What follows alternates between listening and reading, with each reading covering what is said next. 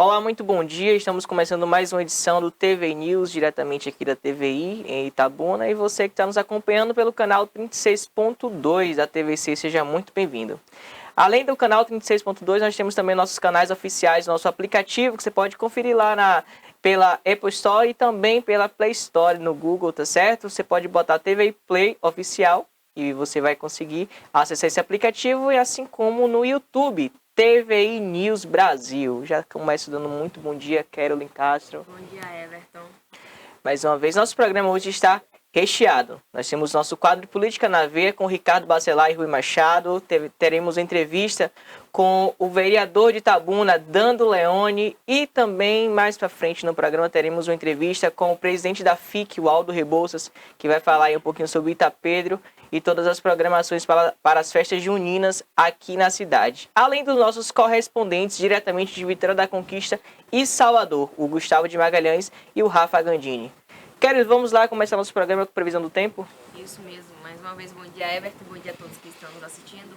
Hoje a previsão para Itabuna, estamos em 25 graus, com máxima em 27 e mínima em 18. Nossa vizinha Ilhéus tem a variação de temperatura em máxima de 27 graus e mínima de 20. Vitória da Conquista, 18 graus, com máxima em 22 e mínima em 13 graus. A capital Salvador está com variação de máxima de 27 e mínima de 24 graus. Itapé está em 25 graus, com máxima em 27 e mínima em 18. O tempo em Bicaraí está com 23 graus, com máxima de 28 e mínima de 17 graus. Guararema, 24 graus, com máxima 27 e mínima 18. Isso aí, já nossa querida Itapetinga está com 22 graus, com máxima de 28 e mínima de 17 graus. Essa aí vocês conferem a previsão do tempo e clima para Itabuna e toda a região aqui do sul e sudoeste da Bahia, certo? Vamos neste momento já dar os bom dia para eles. No quadro Política na Veia, Ricardo Bacelar, Rui Machado, seja muito bem-vindo, bom dia para vocês. Bom dia, telespectador do canal 36.2, TVC Digital, você também que nos acompanha pelas redes sociais e o TV Play. Estamos aqui para mais uma missão, hoje falando um pouco de política, nessa véspera de feriado de São João, né? Festejos juninos em toda a Bahia, alguns municípios já iniciaram, outros estão se preparando para o próximo final de semana aí, levar a festa para a população depois de 2 anos de pandemia. Rui Machado, bom dia. Bom dia, Ricardo, bom dia, assinante da TV News, bom dia a nossa bancada aqui, e mais uma vez estamos aqui de volta nessa terça-feira. É. Então, uma semana um pouco assim fria, o termômetro mesmo só esquentou mais para o lado o eixo Brasília, por conta aí dessa tentativa do presidente Jair Bolsonaro em emplacar a CPI da Petrobras, tendo em vista que, após a aprovação da PEC, que reduz no máximo 17% o ICMS dos estados, o governo oferecendo subsídio aí para que os estados tenham uma recompensa caso elas tenham uma queda de receita no percentual mínimo de 5%. E aí o governo pretende, assim, tentar baixar o valor do combustível para tentar também viabilizar, lógico, a sua reeleição. O presidente Jair Bolsonaro ficou muito indignado após o último reajuste aí, divulgado pela Petrobras já durante o final de semana, um dia após resolver o problema da PEC no Congresso Nacional, no Senado, na Câmara dos Deputados.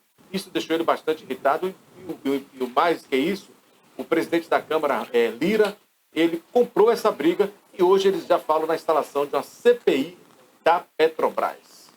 É interessante, Ricardo, que essa CPI, como é que o governo quer uma CPI que vai afetar a ele mesmo?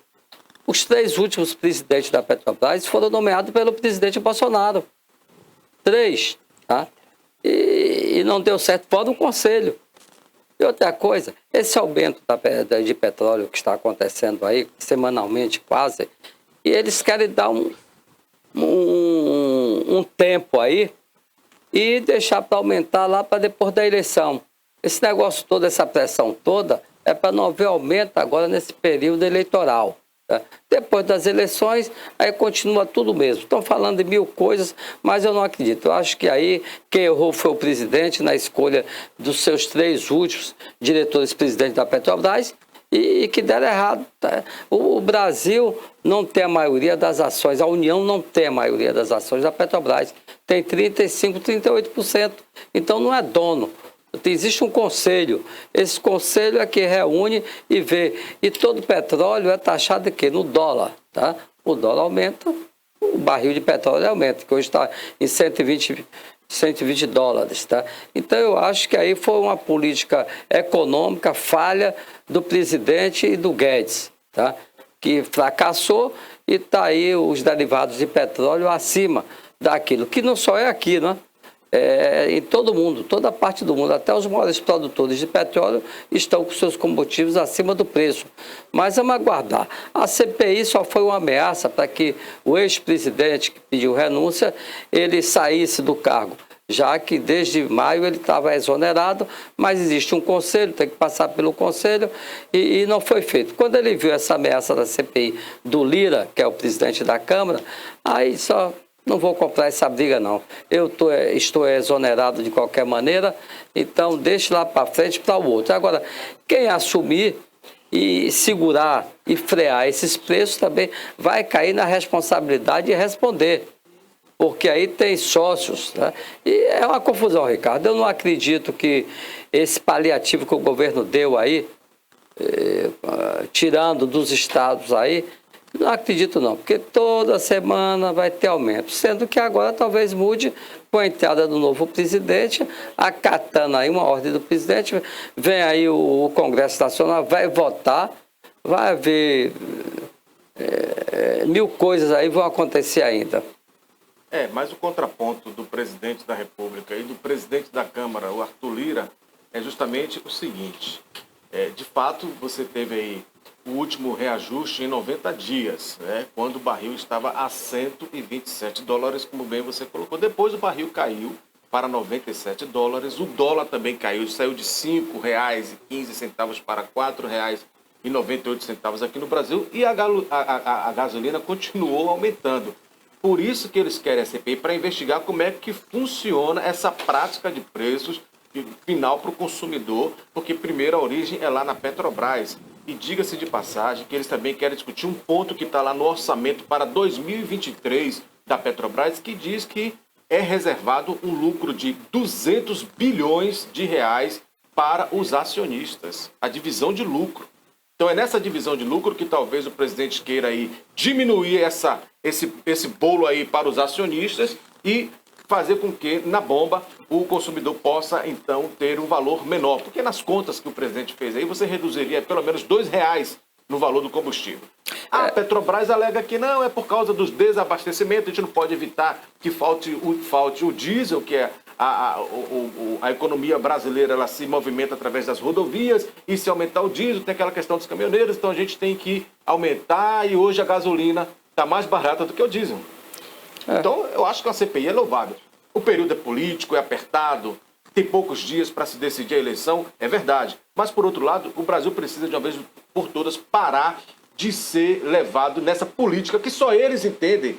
Porque do lado de cá, a gente só entende de pagar a gasolina mais cara. A Bahia pratica, por exemplo, um preço de R$ 8,26, R$ 8,15 no preço da gasolina, enquanto em outros estados não tem. Hoje nós temos a gasolina mais cara do Brasil, na Bahia, por exemplo. Aí dizem que é a refinaria aí, que foi vendida, tal, aquela conversa toda, mas mesmo assim já se reduziu o ICMS, já diminuiu o barril do petróleo, já caiu o dólar, né? A gente sabe a dificuldade ante a guerra da Ucrânia com a Rússia, mas todavia tem um mistério na Petrobras e é esse mistério que o presidente quer, porque ele colocou os 3 presidentes últimos, você bem colocou isso aí, mas salientando que quem decide é o Conselho. O Conselho tem maioria lá e não cá no Brasil. Ou seja, ela é uma estatal, mas que está sob domínio da iniciativa privada praticamente. Então, por que não privatizar a Petrobras? Esse também é um dos pontos a ser discutido. E, por outro lado, a questão política também. O presidente, você sabe, ele sempre tem algum pensamento de que alguém está aí armando contra ele, principalmente às vésperas das eleições. Veja que o programa de governo do ex-presidente Lula é montado na situação de que anda o governo Bolsonaro. Ele falava outro dia de reforma trabalhista, aí recebeu críticas, revogou a medida e disse que não vai tratar mais de reforma trabalhista, mas ajustar, ou seja, porque deu negativo para ele. Agora ele está falando de ajustes na Amazônia, por conta da morte lá dos 2 ativistas ambientais e também reajuste na Petrobras por conta da polêmica em torno aí.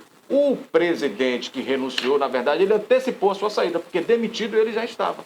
E a Petrobras tem essa política de 30 dias para investigar a vida do novo presidente, 60 dias para dar posse ao conselho. As eleições acontecem em pouco mais de 4 meses. Ricardo, você vê que isso vem acontecendo na administração do governo passado de Lula, quando ele doou aquela refinaria lá na Bolívia, depois ele começou a construção de uma refinaria em Pernambuco, tá? Essa refinaria orçada na época em 4 bilhões, já tinha chegado a 12, a 20, estava em 40 bilhões e não foi concluída. Então, nós temos o petróleo. Agora, nós não temos aonde refinar, não temos refinaria suficiente para poder separar o petróleo de outros derivados. Então, a gente fica à mercê de exportar o nosso petróleo bruto e receber ele refinado, para poder compensar aí o tamanho do desequilíbrio que há dentro do governo de Lula, que houve no setor da Petrobras. Errou demais em termos doando, fazendo várias obras aí no exterior, em países pobres sem condições. Então a Guatemala deu calote, o Equador deu calote, a Colômbia deu, a Bolívia deu, a Venezuela, países da África, Cuba. Então levou o país ao caos. Tá? E a Petrobras aí, por outro lado também, como ele fracassou com aquelas refinarias que foram compradas, inclusive nos Estados Unidos, tá? E aí teve que pagar os americanos, que não dá prego sem estopa, pagar altos preços, tá entendendo?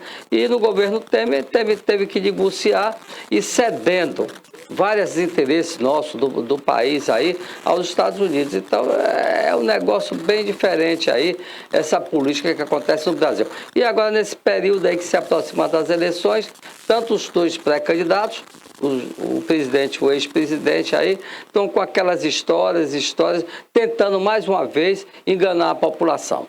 Não é possível que seu Lula agora venha falar em certas coisas que ele deixou correr solto. Deixou o sem terra invadir o país, deixou alguns garimpeiros, tá? E mineradores invadir a Amazônia, exportando e tirando nossos metais aí clandestinamente. E a Amazônia continua, Ricardo, lá descoberta, porque faz divisa com diversos países, tá? E é uma entrada aberta aqui para o Brasil, de todo tipo de mercadoria, a começar do tóxico, de armas, de contrabando, tá? Então é uma coisa que não tem uma política ainda certa e verdadeira para cobrir o estado do Amazonas. Tá? E aí fica, né? O ex-ministro aí, o Aldo Rabelo, que é muito inteligente, foi ministro, é comunista, é do PCdoB, tá? Mas é inteligente, ele fez um apanhado de toda a situação do Amazonas, tá? A fragilidade que existe, tá? Por falta de quê? Por falta de armar um esquema das Forças Armadas lá e policiar as fronteiras, rapaz. E manter o que nós temos lá dentro. E não deixar sair como está saindo aí direto e entrando tudo, né? Imigrantes. É uma porta aberta para o Brasil. Do outro lado das polêmicas envolvendo o Brasil e o presidente Jair Bolsonaro, de novo, a questão das eleições, porque as Forças Armadas querem, de qualquer jeito, participar efetivamente da fiscalização das urnas eletrônicas, sobretudo aquelas mais antigas, já que houve uma renovação de urnas de 2020 para cá.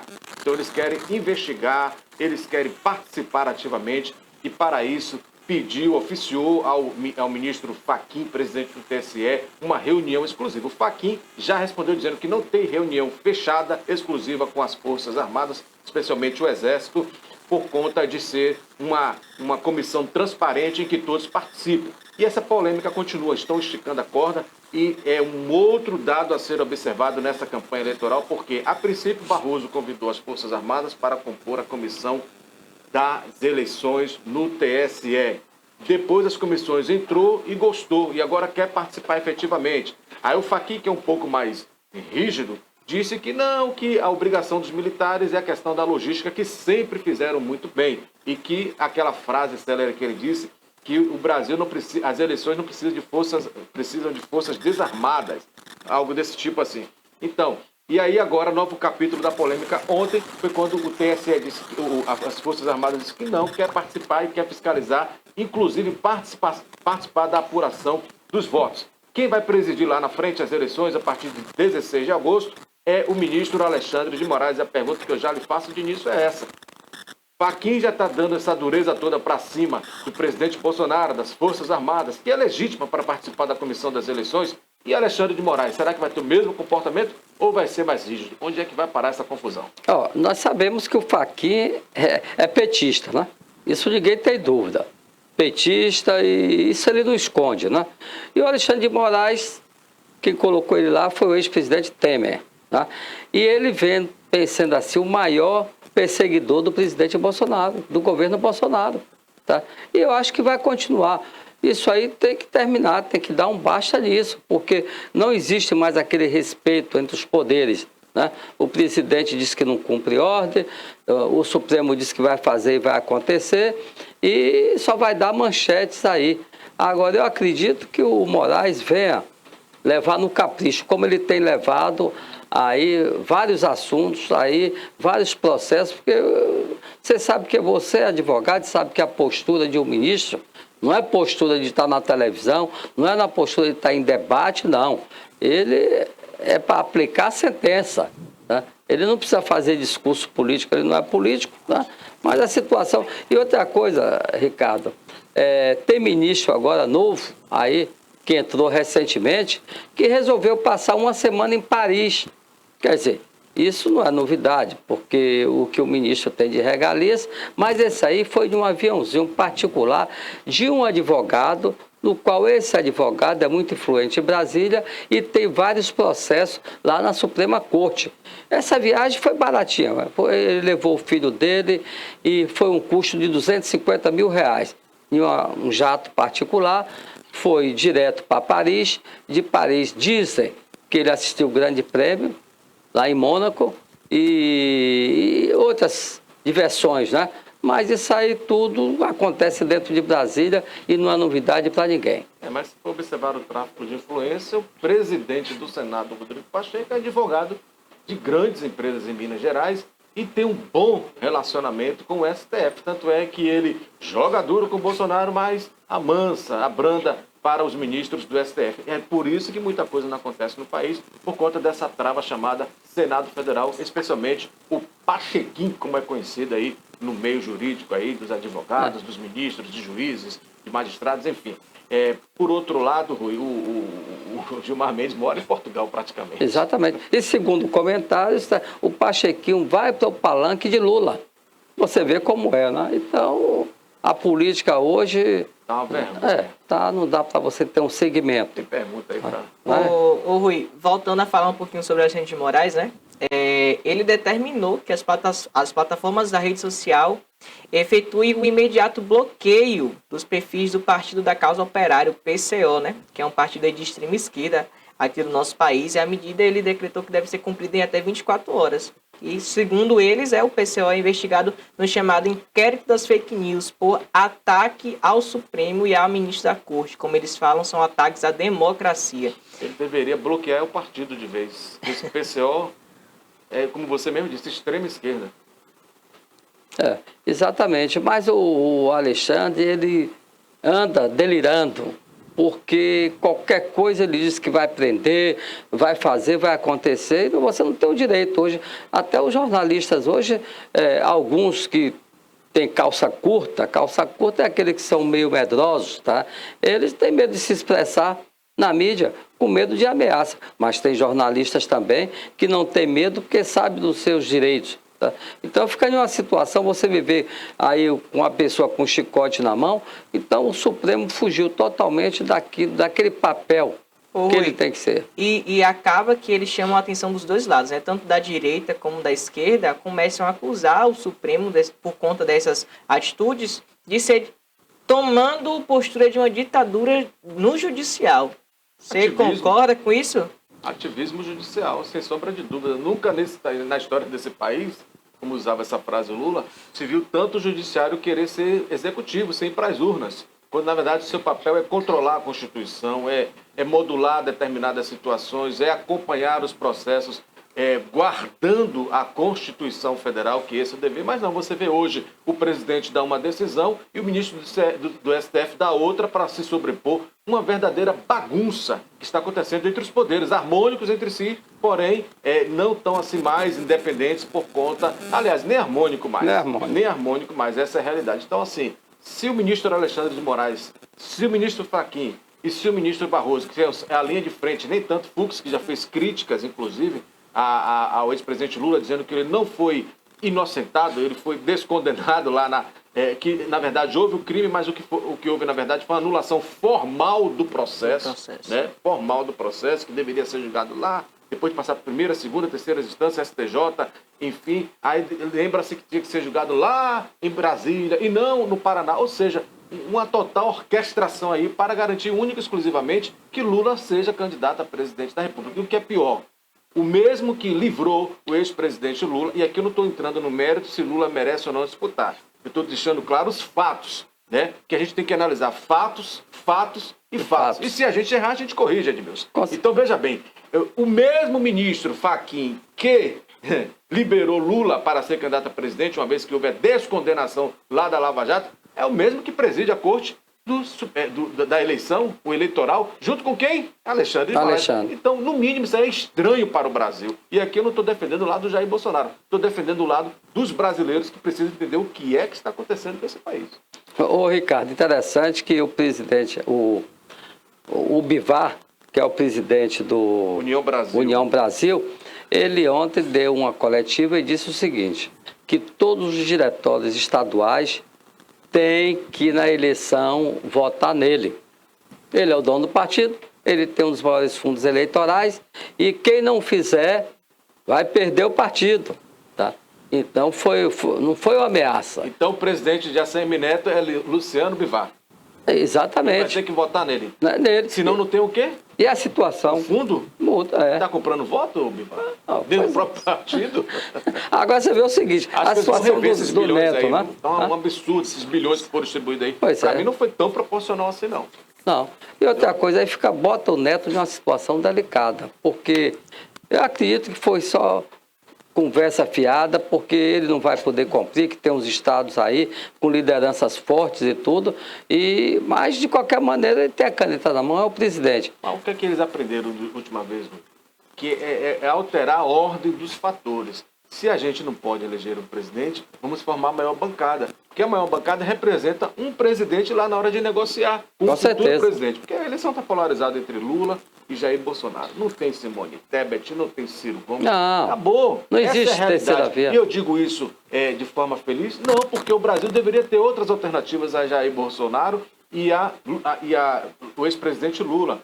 Como disse ontem o Eduardo Leite, os dois muito ruins, ele falou lá, disse que não é para o Brasil, nem Lula, nem Bolsonaro, enfim. Mas ele não conseguiu emplacar o próprio nome, teve resistência no seu partido, PSDB, frente à Dória, que acabou onde acabou aí. Aí vem a Simone Tebet, né, que a gente vê boa parte apoiando o Lula, dos seus correligionários, e a outra parte apoiando o Bolsonaro. E ela sozinha aí, para quê? E o Bivar a gente sabe que é o fundo partidário para formar bancadas e também o que sobrar fazer alguma coisa.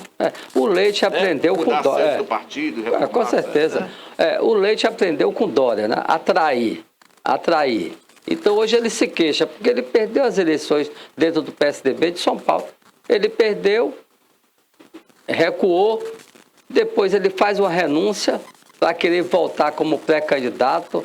Viu que não conseguiu agregar os partidos em torno do nome dele, já desistiu e agora ele é pré-candidato a governador do Rio Grande do Sul. Quer dizer, ele negociou com o atual governador, que era vice-governador, aí depois ele volta atrás, já ganhou um inimigo que está no poder com a caneta na mão, que é o governador do Rio Grande do Sul, tá? E ele está perdido totalmente, como o Dória também. O Dória já fala até em desistir da política. Por quê? Porque começou com traição, traiu o Alckmin, depois traiu o presidente Bolsonaro, tá? E vários amigos. É uma situação difícil. A de Dória e a de Leite. Eu acho que esses dois aí vão ter que dar um descanso da política. O Leite tem mais condições ainda de ganhar as eleições no Rio Grande do Sul, mas vai depender agora da consciência dos gaúchos, né? Só que lá ele está enfrentando um gigante, que é o Onyx Lorenzoni, né, candidato de Bolsonaro, que vai muito bem na pesquisa. Pois é. Então, difícil para... E os gaúchos já conhecem, né? A administração dele, ele vai e volta, é um negócio terrível. Agora... Tem outro candidato ao Senado lá, né? Mourão, Rio Grande do Sul. Também com ampla vantagem nas pesquisas. Então o time de Bolsonaro está bem formado no Rio Grande do Sul. Aí o Sul sabe, né? Que a reeleição de Bolsonaro é muito importante para o agronegócio, principalmente nos Estados Unidos ou no Rio Grande do Sul, né? Que é o celeiro de grãos, é um dos maiores produtores de grão do país. Então está assim focado, tá, nos candidatos do presidente Bolsonaro. E o Leite tem mais uma questão contra ele, que é a própria palavra dele. Quando ele foi prefeito de Pelotas, ele falou que ele não disputaria a reeleição, porque ele não concorda com a reeleição. Ganhou lá no governo em 2018 no Rio Grande do Sul, falou que não disputaria a reeleição, porque ele não concorda. Aí agora ele abandona o governo, querendo ser pré-candidato, né, ao governo federal. Não consegue vencer nem dentro do partido dele, já volta de novo contra a palavra dele, esquecendo de tudo que ele pregou toda a vida pública dele para querer tentar uma reeleição. Então até isso vai contra os princípios que ele sempre pregou durante toda a vida dele, desde quando ele era vereador lá em Pelotas. Então a própria palavra dele mata ele. É o que acontece também com o Ciro, né? Que vai falando, ele mesmo se acaba, ele mesmo vai morrendo por si só. Vamos voltar aqui para a nossa Bahia, né? Vamos pedir licença até os pré-candidatos a governador do estado, que tem muita coisa acontecendo aqui na cidade de Itabuna, na região sul do estado. Essa é a realidade. Daqui a pouco, inclusive, vamos ter uma entrevista aqui com o vereador Nando Leone, ele que está se posicionando contra a autorização de empréstimo, né? Ele vai falar daqui a pouco porque que ele é contra a sua posição, diz que queria uma empresa para auditar aí. Os vereadores disseram que para que a empresa pode auditar se ainda não tem dinheiro na conta, né? Para quem vai pagar, como vai gerir essa auditoria, enfim. Ele que é candidato do partido do Félix Júnior, que está enfrentando a resistência lá em Salvador, viu, Rui? Os militantes estão desafiando o Félix Júnior e anunciam disposição de disputar cargos na chapa majoritária. Eles querem ter candidato a governador próprio, apesar de o PDT baiano ter fechado apoio a ACM Neto, do União Brasil, ao governo do estado. Os militantes do partido, em carta dirigida aos diretórios nacional e estadual, anunciaram o desejo de concorrer com nomes próprios à sucessão estadual. Isso é um joguinho do Félix Júnior ou realmente essa militância anda revoltada, rebelde mesmo? Não, na realidade a militância anda revoltada pelo seguinte, porque o deputado Félix Mendonça, ele, no poder, ele sempre teve uma parceria, desde o pai dele, com o senador Antônio Carlos Magalhães. E com o falecimento do senador, ficou aí no lugar o neto, tá? E ele tem um bom relacionamento com o neto e tudo, e no qual sempre é contemplado, mas contempla o quê? A sua família. Sempre é ele, sua irmã, parentes e tudo. E alguns partidários já acham que essa situação já extrapolou, não dá mais para poder comandar um partido juntamente com a família, com os parceiros. Então tem isso aí para acontecer, mas já foi fechado com o Neto, né? Ele fechou com o Neto e já ganhou secretarias. Vamos ver o que vai acontecer. Né? Exatamente. O grupo é integrado pelos desconhecidos José Estevão dos Santos Barbosa, este quer ser governador, né? Neusimar Marques, que se apresenta como pré-candidato a vice-governador, e Sandro dos Santos Correia, que quer concorrer ao Senado. Já tem até a chapa fechada. Não sobrou nenhum aqui para Itabuna? Mas também são nomes sem expressão política, né? Exato. Que quer colocasse doutor Edson Santos, está no PDT, né? PDT. Não colocasse Edson Santos, candidato a governador. Né? Nós tivemos aqui o advogado Rui Correia lá, candidato ao Senado, lembra? Aqui na Lembro.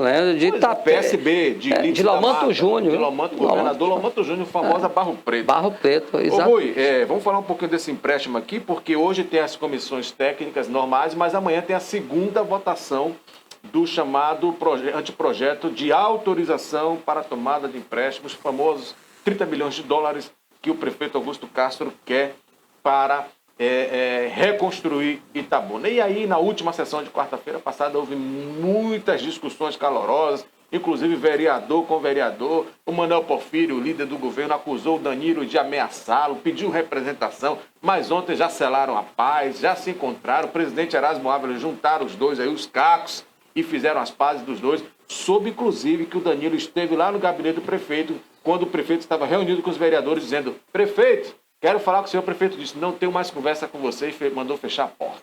O Manuel Porfírio tentou contornar: prefeito, calma, não, eu não quero mais conversa com o Danilo. O vereador Danilo teria dito aí o Augusto Castro. Isso aconteceu no seu gabinete, Augusto, não foi verdade? Isso aconteceu lá no seu gabinete, quando você estava reunido com os vereadores, tratando desse assunto aí do empréstimo. E aí o Erasmo Ávila foi para o rádio e teve vereador que não gostou da declaração que ele deu, dizendo que os vereadores não leram o projeto e estão desentendidos daquilo que votaram. É uma confusão esse projeto aí, viu, Rui? Mas, Ricardo, eu gostaria até de sabatinar você nesse sentido, porque são 21 vereadores naquela casa. 16 votaram a favor, 3 votaram contra e 2 fugiram do plenário. Tinha uma perícia. Fugiram do plenário, na realidade. Então, eu gostaria de saber dos vereadores que votaram no projeto e daqueles que não votaram, tá? Se eles têm conhecimento do projeto, tecnicamente. A maioria não tem, desconhece o projeto. É verdade. Desconhece o projeto. Então, votou pelos seus interesses, tá? E quem bem conhece aquela casa é nós dois que conhece. Então, votou pelos interesses. Tá? Não tem. Então, tem que passar o projeto. O prefeito tem que aplicar o dinheiro, os 150 milhões, no projeto que foi feito pela secretária Sônia Fontes. Tá? Agora, quem não votou e é contra o projeto, tem que se explicar por que é contra. Então, ele deve ter um conhecimento tecnicamente do projeto e expor isso para a sociedade. Eu não votei por isso e isso, para ele se credenciar como uma pessoa, não sou oposição, que quem não votou não é oposição, está sendo oposição o projeto, porque talvez conheça o projeto demais e tem muitas falhas, segundo quem não votou, né? Então é preciso que se explique por que você não votou, o que é que você encontrou tecnicamente, tá? Quanto aos fujões, esses aí não tem salvação, né? Tentar voltar para o prefeito, pedir desculpa, estava doente, estava assim, meu bolso está furado. Tá? Tem que ter alguma conversa, tem que ter. Então essa conversa o executivo já sabe que existe, isso é natural, essa conversa dos dois poderes. Tá? E o líder do prefeito, você tem, né? É aquele do Bolsão, você tá? Então, primeiro ele, depois os parceiros, né? Mas isso aí na política, quem escolheu foi o prefeito, quem escolhe seus pares é o prefeito. Então vamos ver aí qual é a posição do prefeito Augusto Castro nessa situação aí com a Câmara. Acredito que no fim vai ser tudo aprovado, vai ser tudo certo e vai dar início à construção desse projeto. E quem vai ganhar é Itabuna, se tecnicamente ele for mesmo colocado em prática. Eu espero que sim. É verdade. Na verdade, trata-se de um projeto de autorização. Fica parecendo, para quem está lá na ponta, de que aprovado o projeto, o dinheiro vai pingar lá 24 horas, né? Com o Pix, hoje o banco vai fazer lá o Pix e vai pingar na conta da Prefeitura do Poder Executivo. Não é bem assim. É uma autorização que tem outras etapas. O vereador vai estar aqui daqui a pouco falando a respeito, porque votou contra. E aí ele vai dizer que é uma espécie de auditoria que ele queria. Mas a auditoria tem custo, né? Quem vai pagar esse custo e para quê? Daquilo que ainda não foi disponibilizado. Enfim, ele vai explicar. Verdade, os fujões, eles têm que prestar conta ao seu eleitor, né? E também ao prefeito, porque eles fazem parte da bancada. Exatamente. Do prefeito Augusto Castro. Né? Como o Danilo se expôs e tal, depois procurou o prefeito disse não tem mais conversa. Então esse aí, o prefeito já decidiu. Aliás, eu sempre digo, eu não entendo por que o prefeito precisa de 21 vereadores. Não tem nenhuma bancada fake, na verdade, nesse governo aí de Augusto, né, para dizer assim, ó, esse aqui e tal, enfim. Então, a maioria, de fato, votou porque vota no voto de bancada do prefeito e não porque leu o projeto. Se você pegar determinados vereadores ali, eles não leram o projeto, de forma alguma. De forma alguma eles leram. Não pode nem questionar o que não sabe. Exatamente. O máximo que ele fez aí foi votar em obediência à bancada, à determinação do líder de governo. Essa é a realidade. Eu acredito, Ricardo, que o prefeito tenha dado mais do que merecido aos vereadores. Eu acho que Augusto, ele ficou muito frágil na mão do líder do prefeito, do presidente da casa, porque se todos eles fazem parte do governo, são parceiros do governo, tem seus benefícios dados pelo prefeito, que isso é natural, porque você senta com o vereador, faz aquele acordo e tem que ser dito. É de ponta a ponta, não está lá com mãe trabalhando, filho trabalhando, mulher trabalhando e outras coisas e tudo, além dos amigos, que são os últimos que entram e às vezes os compromissos não são cumpridos. Você tá, para poder chegar ainda a questionar tecnicamente. Prefeito, mande a secretária nos dar uma explanação do projeto e tudo, que é cabível isso. Agora não chegar, fazer esse carnaval todo e depois votar e sair com ele satisfeito. Tá? É o que acontece ali. Eu acho que Augusto tem que chamar a conversa, ou está ou não está. Porque esse negócio de ficar pela metade, em relação mesmo à eleição, o prefeito, a sua bancada deveria estar toda com ele, porque o prefeito tem lá ajudado, e como tem ajudado. Mas não, cada um quer ser um cabo eleitoral, cada um quer ser, fazer o seu deputado, fazer não. Está aí 100 votos, 150 votos e tudo, dependendo da conversa com o deputado. Então a conversa tem que ser com o prefeito, que é o líder maior da cidade. Pois é, na quarta-feira, quando eu estive lá na Câmara acompanhando essa votação, Rui, aconteceu o seguinte: de última hora, o Solidariedade, né, que tem 3 vereadores, o Solon Pinheiro, o vereador Pancadinha e o vereador Pissarra, encaminhou um ofício para cada gabinete dizendo para votar contra ao projeto por determinação da Executiva Nacional e Estadual. Aí, você sabe que a gente também é feita a consultoria jurídica ali, e ao ser perguntado, eu falei, não, você pode votar livremente pela sua convicção, o projeto foi discutido. O que o Luciano, do Solidariedade, não fez, foi vir acompanhar de perto a discussão, porque a discussão esteve aí durante todo o tempo.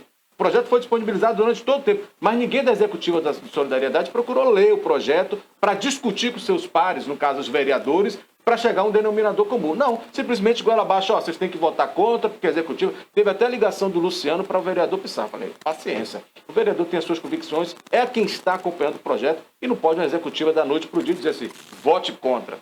Pelo amor de Deus, você foi presidente da Câmara, você foi vereador e sabe que não é bem assim que funciona.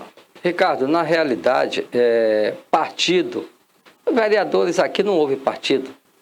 Nunca ouviu. Depois que senta lá, não houve partido. Eu tenho recebido queixas de alguns presidentes de partido que vereadores viraram. Depois que senta o vereador sou eu, o mandato é meu, esquece que o mandato é do partido.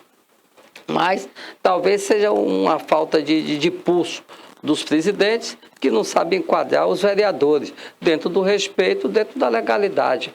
Então eles sentam lá, acabou. Agora, eu acredito, que isso tudo é encenação. Então, tudo isso, o tempo vai passando, o mês vai passando, e aí pronto, vai seguir. Bom, Rui, agora vem o São João, né? Estão lá já passando a patrol, o secretário, de fato, Souza Lino é quem está lá coordenando os trabalhos, porque o Almir sumiu, deve estar por Canavieira, ninguém sabe onde anda. Existem secretários fantasmas nesse governo de Augusto, que está lá o nome, mas não aparece em lugar nenhum. Então o Souza Lino está desde cedo lá, desde ontem eu estava vendo lá, eles mexendo, máquina e tal, infraestrutura, porque daqui a pouco é carnaval. Alguns vão pular fogueira, outros não, outros vão ficar mais contidos. Você está preparado aí? Vai no São João também aí, do Itapedro, de Bicuí, vai para onde? Não, eu estou indo para a fazenda, vou passar na fazenda e talvez dê um pulinho em Bicuí, já que existe um relacionamento de amizade de muitos anos. Eu frequento o Ticumi há 20 anos, desde quando iniciou, tá? Eu sempre fico hospedado lá na fazenda dos Dourados, lá participando do São João. Valeu, um abraço, Rui, um abraço, Carol e Everton Castro. Não, Carol Castro e Everton Carvalho. A você, telespectador do canal 36.2 TV Digital TVC, também que nos acompanha pelas redes sociais, TV Play. E nosso muito obrigado. Quinta-feira a gente está de volta, dá tempo ainda, né, Rui? Bicuí ali, viu? Exatamente. Um abraço para vocês, até quinta-feira. É isso aí. Desculpe, Kerely. A gente já... Mais uma participação aqui do quadro Política na Veia, né? E a gente vai trazendo notícias agora, né, Kerely? Isso mesmo, o Ministério da Saúde ampliou nesta segunda-feira, do dia 20, a recomendação para a segunda dose de reforço contra a Covid-19 para pessoas com 40 anos de idade ou mais, que iniciaram o esquema vacinal com a Coronavac, a Pfizer ou a AstraZeneca. A orientação do Ministério da Saúde é que a imunização seja feita com as vacinas da Pfizer, AstraZeneca ou Janssen, após o intervalo de 4 meses da aplicação do primeiro reforço. Com a inclusão dessa faixa etária, aproximadamente 9 milhões de pessoas deverão se vacinar novamente. Quem iniciou o esquema vacinal com a dose única da Janssen também deverá complementar a proteção. A última recomendação era para aplicação de dose de reforço para pessoas a partir de 18 anos, 2 meses após a primeira aplicação. Agora, de acordo com o Ministério, tem que ter 18 anos ou mais para receber o segundo reforço após aí 4 meses. Isso aí, a gente vai conferindo, né, o andamento da vacinação no país. Mas vamos falar de esporte agora, Kelly, ó. Campanha histórica. O Brasil termina o Mundial de Natação Paralímpica na 3ª colocação. Isso é fantástico. O Brasil fez história no Mundial de Natação Paralímpica disputado em 2022 na Ilha da Madeira, em Portugal. A delegação brasileira ficou na 3ª posição geral, com 53 medalhas, sendo 9 de ouro, 10 de prata e 24 de bronze. A primeira posição ficou com a seleção da Itália, com 64 conquistas no total, 27 de ouro, 24 de prata e 13 de bronze. E a segunda com os Estados Unidos, que é um fenômeno aí nos esportes, né? Tanto olímpico quanto paralímpico, com 40 medalhas. Estamos muito felizes com os resultados conquistados. Foi um trabalho árduo e um processo de renovação muito grande. E um misto com alguns atletas com boa experiência numa troca muito boa que contribui para essa campanha, o que nos deixa bem confiantes para o que pode acontecer nos Jogos Paralímpicos de Paris em 24. Claro que tem muito caminho pela frente, mas ficamos confiantes. Temos que agradecer a todos os clubes, os treinadores e a equipe multidisciplinar que deram todo o suporte para que pudéssemos realizar essa campanha histórica, declarou aí o diretor de alto rendimento do Comitê Paralímpico Brasileiro, Jonas Freire, de acordo com a Agência Brasil, esse importante meio de comunicação aí. Então a gente vê que bom, pode voltar aqui, Cássio. Que felicidade, né? Ver o nosso país aí ingressando, conquistando medalhas, conquistando seu local de direito nos esportes, tanto olímpico quanto paralímpico. Inclusive, Keroli, ele sempre traz mais medalhas aqui pro Brasil. Exatamente. E a própria Olimpíada, né? Exatamente isso mesmo. Os nossos atletas paralímpicos, a gente consegue, né, um maior rendimento, maiores conquistas do que os nossos atletas olímpicos. Infelizmente, a realidade que a gente vê é que o investimento é menor. Sim. Não é um investimento equilibrado. Então, a gente precisa repensar nossa sociedade, os empresários, os investidores, patrocinadores precisam repensar essa situação aí e, com certeza, valorizar os nossos para-atletas aí. Sim, com certeza.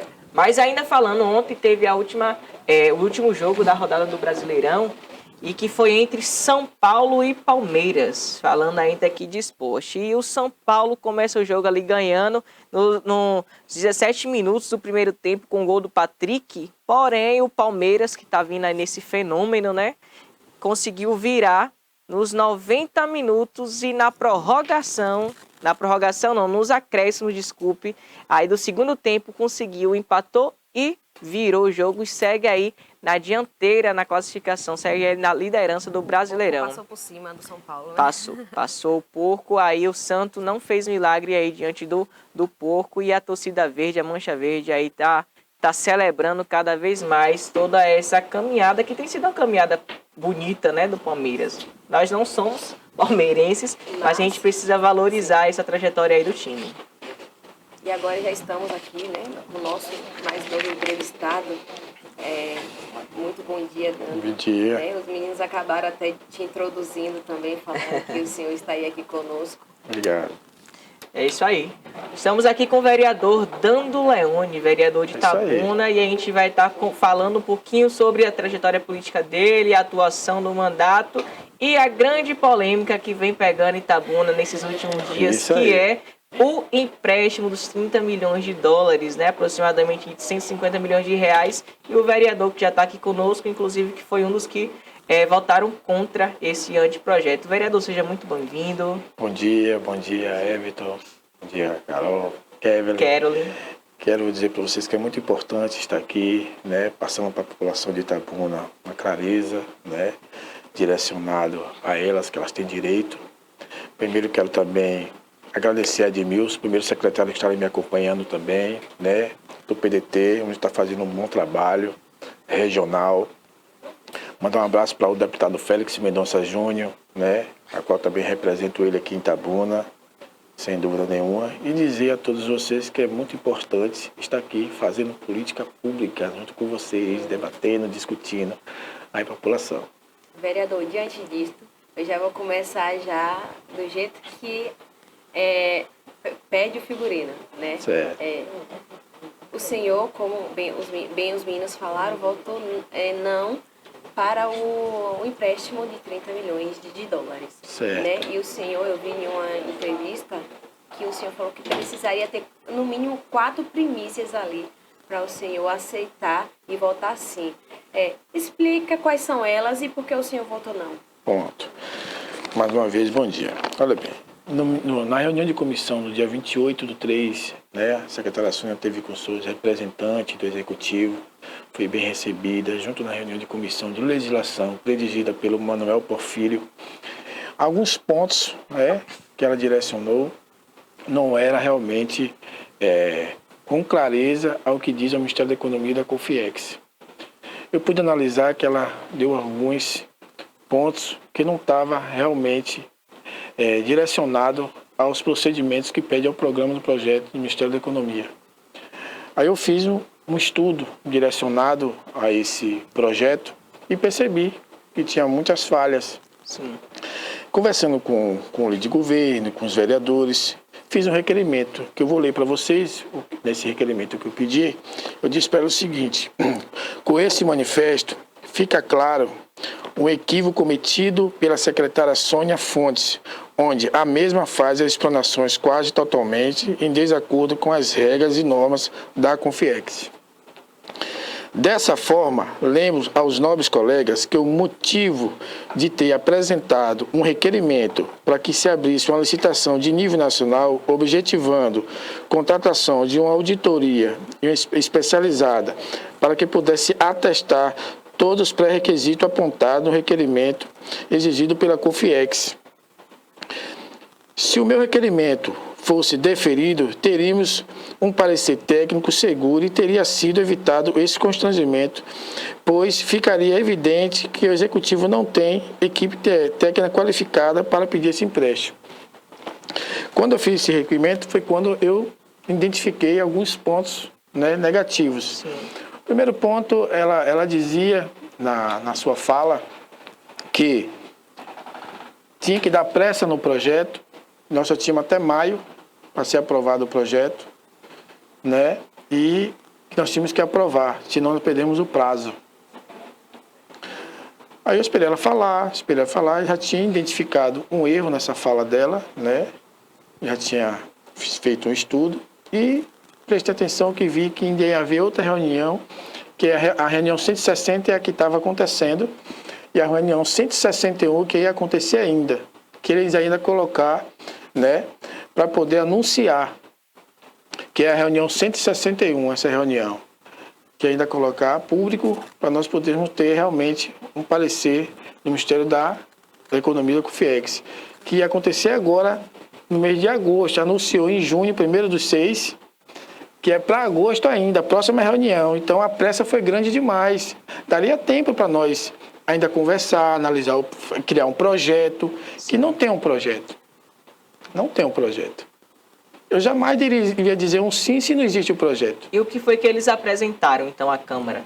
Teve audiência pública, né, junto com a população, e também teve com vocês. Justamente. E nessa audiência pública, com a própria fala dela, ela disse que nós teríamos mais 1 ou 2 audiências públicas dando transparência à população.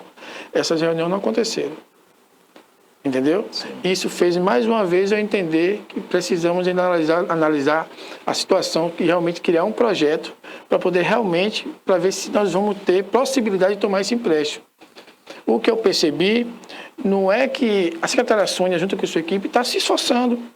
Sim. Está se esforçando, entendeu? Assim como o prefeito Augusto Castro tem se esforçado, entendeu? Nós viemos de uma pandemia, viemos de uma enchente.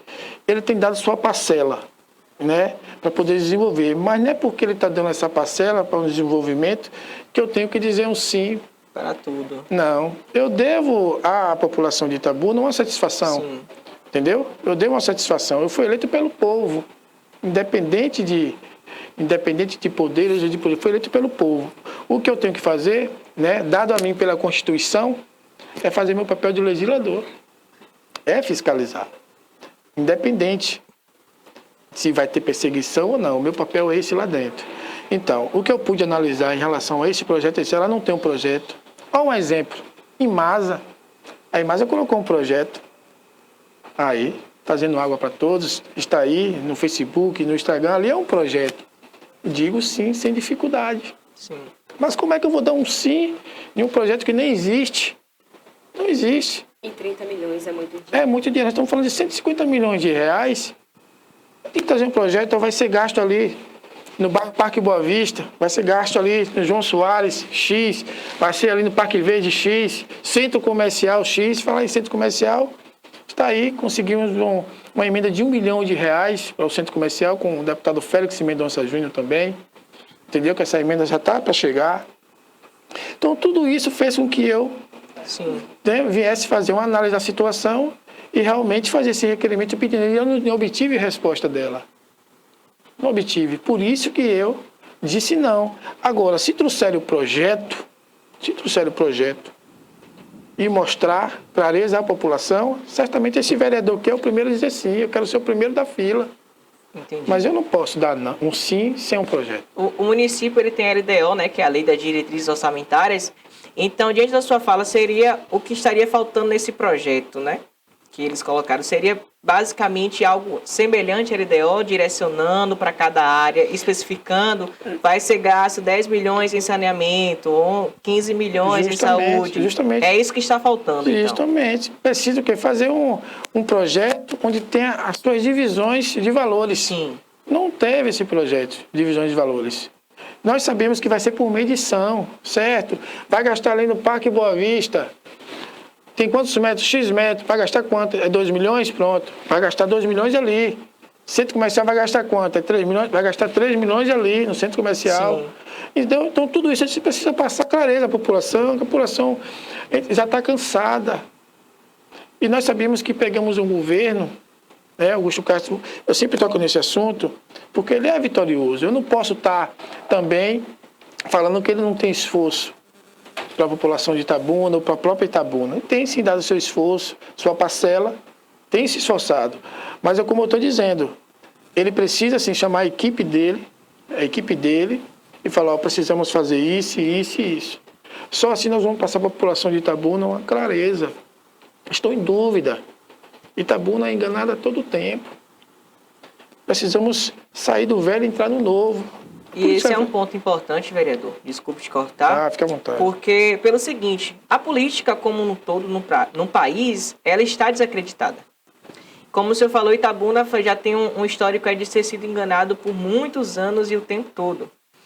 E querendo ou não, a pessoa pode estar lá sendo o mais honesto possível, Kerly. Mas só na posição dele estar como agente político, a população já vai começar a falar, tá lá para roubar, tá lá para desviar. Justamente. Então já tem esse peso negativo também. E não sei se o senhor tem acompanhado, mas as redes sociais, a grande maioria dos comentários, talvez até por falta do conhecimento técnico, conhecimento do que pode ser feito, a população tem se mostrado o contrário a esse empréstimo, né? Até porque já tem esse pé atrás. Então, realmente, isso que o senhor traz é uma coisa muito importante de ser investigado, de ser orientado, tanto da Câmara, dos líderes da Câmara, quanto do governo, trazer essa clareza, não só a vocês, enquanto vereadores, que vão aprovar ou não, que acho que vai. Já passou na primeira. Não, sem dúvida, né? E quanto também para a população entender, porque isso vai ganhar um crédito com a população também, né? Eu gostaria, assim, que a Comissão de Legislação, né, que até o nosso líder de governo está fazendo um papel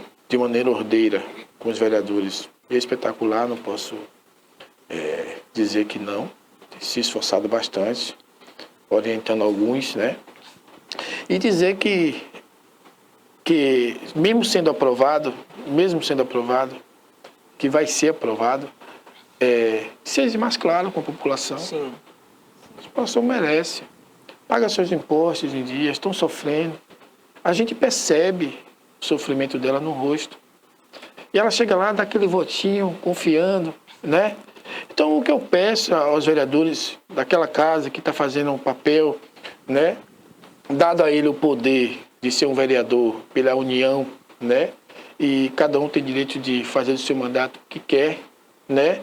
Sabendo que tem responsabilidade com a população. E dizer para eles que compreenda de forma técnica o meu voto, né? E dizer para eles que concordo com o sim deles, concordo, eles quiseram dizer sim, eu não posso. E que concorde com o meu não, porque eu fiz um voto em separado, no artigo 77 do Regimento da Câmara, do inciso 3 da linha C, contra a secretária Sônia, Sim. a posição dela. Né, este vereador. Eu não dei meu voto por dar, eu fiz dentro do regime da Câmara, um voto separado. Né, não aceitando a forma que a equipe dela levou para a nossa comissão de legislação, sem um projeto, sem nada, uma fala que realmente não está indo em contra a posição da COFIEX. Vereador, e isso é bastante importante, né, o senhor esclarecer para a população, porque assim, o senhor está cumprindo sua função como agente fiscalizador. E a política do Brasil, ela já como até Everton falou, ela é bem desgastada. E a população já está muito desgastada quando o assunto é política, porque sempre tem a questão da corrupção. Então, assim, se tendo direcionamento para esse dinheiro, como o senhor falou, o bairro tal vai levar 1 milhão, o outro 2 milhões. Já há possibilidade de ter desvio dessa verba? Imagine se não souber quanto cada lugar vai necessitar, né, de um determinado valor. Então, é realmente importante fazer esses questionamentos e dizer, não, eu preciso realmente do projeto completo para dizer sim. Sem dúvida. A importância é isso. Quando se tem essa clareza, eu tenho certeza que a população, ela concorda, mas quando é transparente. 150 milhões para Itabuna, se a gente for calcular, para quem não entende, é macro, é uma coisa grande. Para quem entende, se torna uma coisa pequena. Sim. 150 milhões é nada. Para Itabuna é nada. Hoje a arrecadação anual de 650 mil a 700 milhões de reais. Então você calcula por aí, né? Nós temos de 800 mil a 900 mil a 1 milhão de arrecadação diária. Entendeu? Sim. Então tudo isso se torna pequeno, mas para quem não tem o conhecimento se torna grande. Mas mesmo assim, sendo um dinheiro, né, que vai pegar, falando em dólar principalmente, hein, a população já fica meio assustada, não realmente. Aí transferindo em reais, 150 milhões, mas precisamos do quê? Estar em cima, fiscalizando, porque quem vai pagar esse dinheiro é a população. E é importante a gente ressaltar sempre isso, tem falado sobre fiscalizar, porque a população, de modo geral, também precisa entender qual é o papel e qual é a função real do vereador. Justamente. Porque o vereador, ele precisa fiscalizar, legislar. Muito bem, boa pergunta. Entendeu? Essa questão de, troca a lâmpada do meu bairro, o vereador pode fazer o requerimento. Preciso que roça aqui tem um terreno baldio abandonado. Importante. Pode fazer um requerimento. Mas não é o vereador quem faz. Justamente. Quem vai pintar a sua rua, como tem muitos que pintam, quem vai botar o calçamento, não é. Isso é trabalho da prefeitura. O que a gente precisa cobrar os vereadores é isso. Fiscalizar por que você votou sim, por que você votou não, o que você acha que vai impactar. E tem muita gente, vereador, que vai passar o mandato e vai ser lembrado assim, ó, fulano capinou uma rua aqui em casa, aqui na rua da minha casa. Mas outro, fulano não. Fulano realmente ele fez o trabalho de fiscalizador. Ele estava ali, ele fez o que um vereador tem que fazer. Então isso é muito importante, a população precisa se despertar para isso. Justamente. Então, Everton, a gente vive essa política ainda, uma política velha. Sim. Sempre no meu discurso nas rádios eu falo sobre isso aí. O que é um vereador e o que faz um vereador. Há um diferencial, né? Nomeado pela União, um vereador, né? Um agente público, para estar ali tomando conta dos patrimônios. Aí o que faz agora um vereador? fiscalizar o executivo, o erário público, a saúde, a educação, a cultura. Tudo isso faz analisar projeto, criar projeto, trabalhar em cima do LDO. Então, tudo isso, um vereador tem que estar atento. Mas a população, a classe média que é a gente lá dentro. Sim. A classe média que é dentro da Câmara, trabalhando. Mas a periferia que é a gente lá fora. Que é na rua. E fica naquela, entendeu? Um cobra de um lado, outro cobra de outro. O vereador não é para fazer isso mesmo, fazer roçagem? Não. Capinar, troca de lâmpada? Não, eu sei disso. Não é para fazer isso. Mas você já pensou 24 horas te pedindo isso? É. Você tem que arregaçar a manga. E aí que entra aquela situação de fazer os Entendeu? requerimentos, né? Os pedidos de providência, entregar nas secretarias. Justamente. Aí já dentro disso, vereador, depois desse seu posicionamento, de se votar não para esse anteprojeto, o senhor tem já enfrentado alguma dessas resistências? Está tendo algum impasse do executivo, por parte não somente do prefeito, mas das secretarias, dos seus colegas na Câmara? Porque a gente sabe que você começa a se distanciar de um posicionamento, aquele foco em cima de você, né? Isso. Ainda não. E espero que não. Não, porque eu trabalho, não sou nem governo e nem sou oposição, eu sou situação. Sim. Eu trabalho para o povo. Faço o meu papel. Se tiver retaliações para benefício para o povo, tenho certeza que vai ter um vereador mais atuante do que eles pensam. Fiscalizando mais ainda. Deu o que é do povo. Deu o que é do povo. Eu vou estar em cima assim, da secretaria, cobrando, que é meu dever, dentro da Constituição, os direitos constitucionais, artigo 215, artigo 205, 144, artigo 195. Que são artigos são esses? Cultura, educação, segurança e saúde. Vou estar em cima, tenha certeza. Sem medo de errar. De modo geral, como é que o senhor, nesse primeiro 1 ano e 6 meses de governo Augusto Castro, como o senhor avalia o governo? A gente sabe que no ano passado ainda estava sendo regido, né, pela lei orçamentária da última legislatura, do último prefeito que foi aprovado, mas esse ano a gente já realmente começa a ver a cara do governo Augusto Castro. De fato, começa agora. Como é que o senhor já tenha conseguido fazer essa avaliação? De 1 ano e 6 meses. Como eu lhe disse, Everton, nós passamos por uma pandemia, pela enchente. Na verdade, quando eleito, dia 21 de janeiro, 2021, 1º de janeiro, posse, a cidade já estava, né, danificada pelo outro governo. Quando Augusto senta na cadeira e esses vereadores sentam na Câmara Municipal, dentro do Legislativo, para poder começar a trabalhar, a gente realmente viu o estrago que estava a cidade. E tenho a certeza que Augusto Castro, tenho a certeza que eu estou vendo o esforço dele, né, na cidade, eu estou vendo alguns postos de saúde junto com a Faculdade de Santo Agostinho sendo reformada em parceria, né? As escolas estão aí, algumas sendo reformadas, SAMU, né? Reforma de SAMU, CEMEP, né?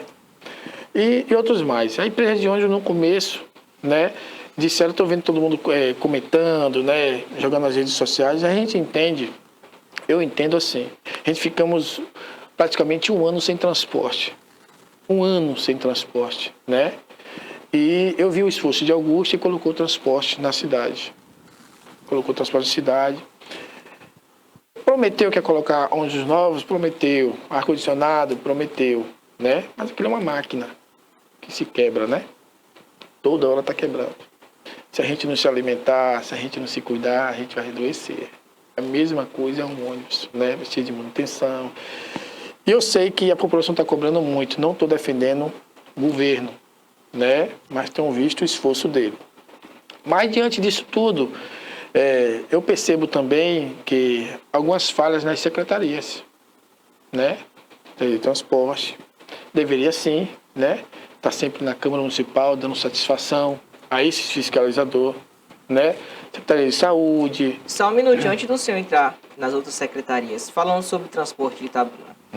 Itabuna está com transporte, a gente entende, como o senhor bem falou, máquinas precisam de manutenção.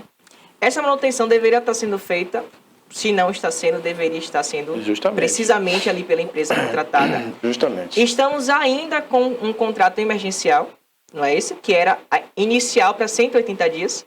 E aí a gente começou em março de 2021, a gente já está em junho de 2022, com esse mesmo modelo do contrato emergencial, sem uma licitação, sem abrir a disputa para outras empresas que têm interesse. Será que já não passou da hora?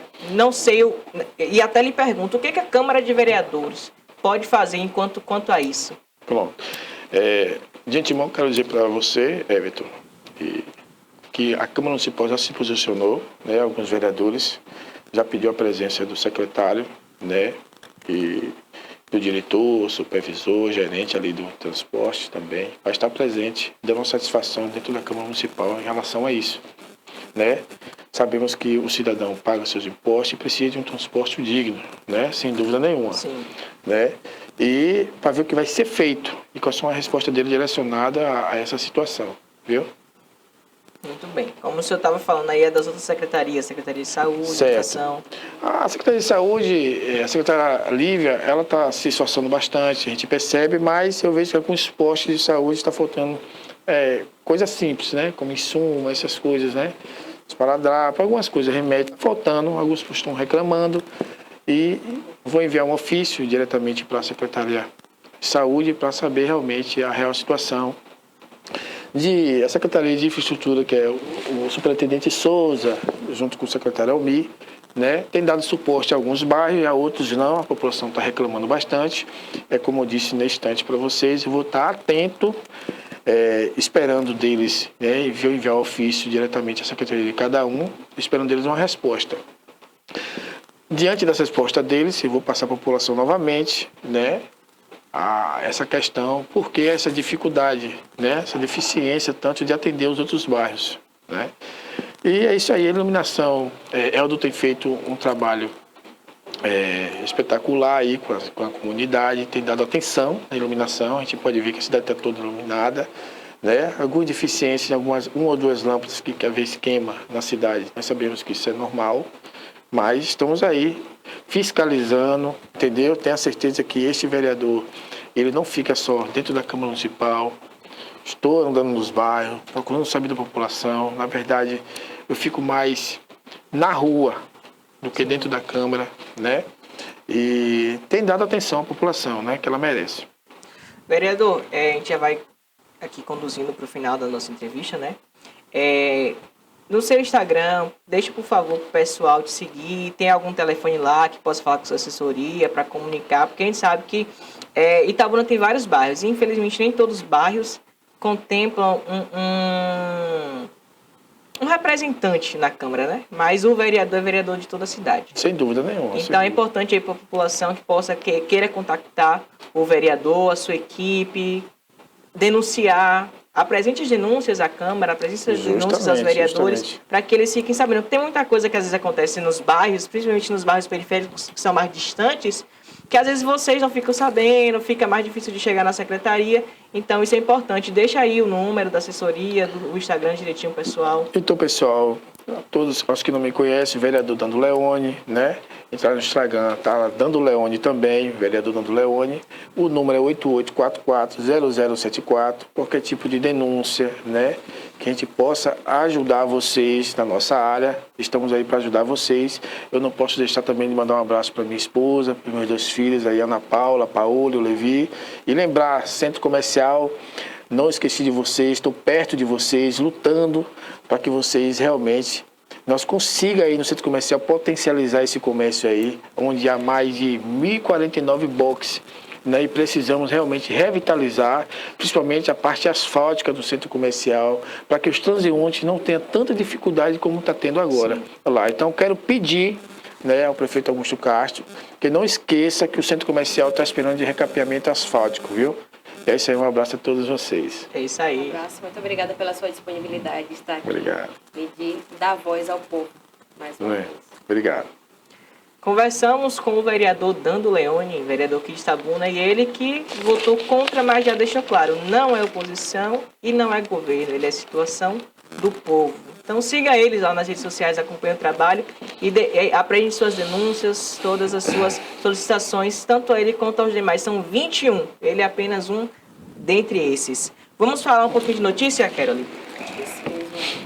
Olha só o que aconteceu em Ilhéus, uma parceria aí da UESC, junto com o Hospital Materno Infantil. Bebês nascidos no Materno Infantil ganham mudas de pau-brasil doadas pelo UESC como símbolo de vida e de valorização à preservação ambiental. Isso eu achei fantástico. Ó, desde ontem, segunda-feira, a família de toda criança, Carol, nascida no Hospital Materno Infantil Dr. Joaquim Sampaio, em Ilhéus, passou a ganhar uma muda de pau-brasil, com uma sugestão de que possa ser plantada no quintal ou próximo de casa, como símbolo da vida e da resistência e em defesa do meio ambiente. A parceria do hospital com a Universidade Estadual de Santa Cruz, a nossa querida UESC, através da Pró-Reitoria de Extensão e seu projeto de extensão hortoflorestal. Ontem à tarde, uma solenidade na área externa do hospital marcou o início da parceria. O ato contou com a participação de diretores do hospital, do reitor da UESC, Alessandro Fernandes, e do vice-reitor, o Maurício Moreal, do pró-reitor de extensão, Neurivaldo Filho, e dentre outros. De acordo com o reitor da UESC, o doutor Alessandro, o objetivo da ação é considerar as novas gerações conscientizar as novas gerações sobre a importância da preservação do meio ambiente através do plantio de essências nativas do bioma Mata Atlântica. O projeto tem início com a doação de 500 mudas de pau-brasil cultivadas no viveiro de mudas da UESC. Para a diretora do Hospital Materno Infantil, Aline Costa, a iniciativa também traz o simbolismo do compromisso com a qualidade de vida e com o futuro das gerações, que também são a essência da política de acolhimento e humanização adotada pelo hospital, administrada aí pela Fundação Estatal Saúde da Família. A incentivadora da parceria, a diretora médica Esther Vilela, ressaltou o compromisso de valorização da vida e disse que a parceria com o ESC tem um importante significado: comemorar e valorizar cada vez mais a vida. Eu achei esse projeto fantástico, Carolina.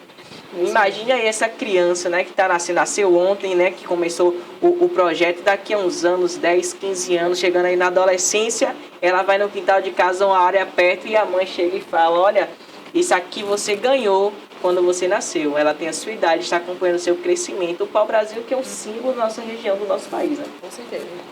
É isso aí. Mas aqui nos estúdios nós já voltamos, estamos com ele, o Aldo Rebouças, que é presidente da FIC, Fundação Itabunense de Cultura e Cidadania. Vamos falar sobre Itapedro, sobre as festas juninas da região, sobre o forró, porque já estamos na semana do nosso querido São João. Aldo, seja muito bem-vindo, bom dia. Bom dia, Everton. Bom dia, Carolina. Muito obrigado. É um prazer estar aqui mais uma vez no TV News. E é isso aí, Aldo, a gente já começa, não tem como fugir desse assunto. O Itapedro é o que está no auge, mas eu vou logo lhe falar que eu vou lhe cobrar outras ações da FIC. Mas vamos falar sobre o Itapedro nesse momento, como é que está aí os preparativos já semana que vem, né?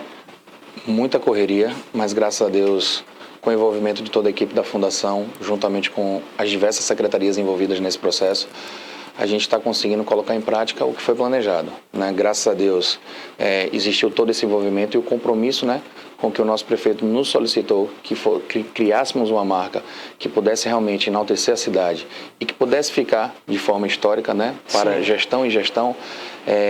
Foi esse o conceito em que a gente pensou quando criou o Itapedro. Já estava no plano de governo do prefeito Augusto Castro, o fomento às festas tradicionais, né, às festividades culturais, e a gente planejou pensando assim como hoje nós temos o Pedrão para Eunápolis. Sim.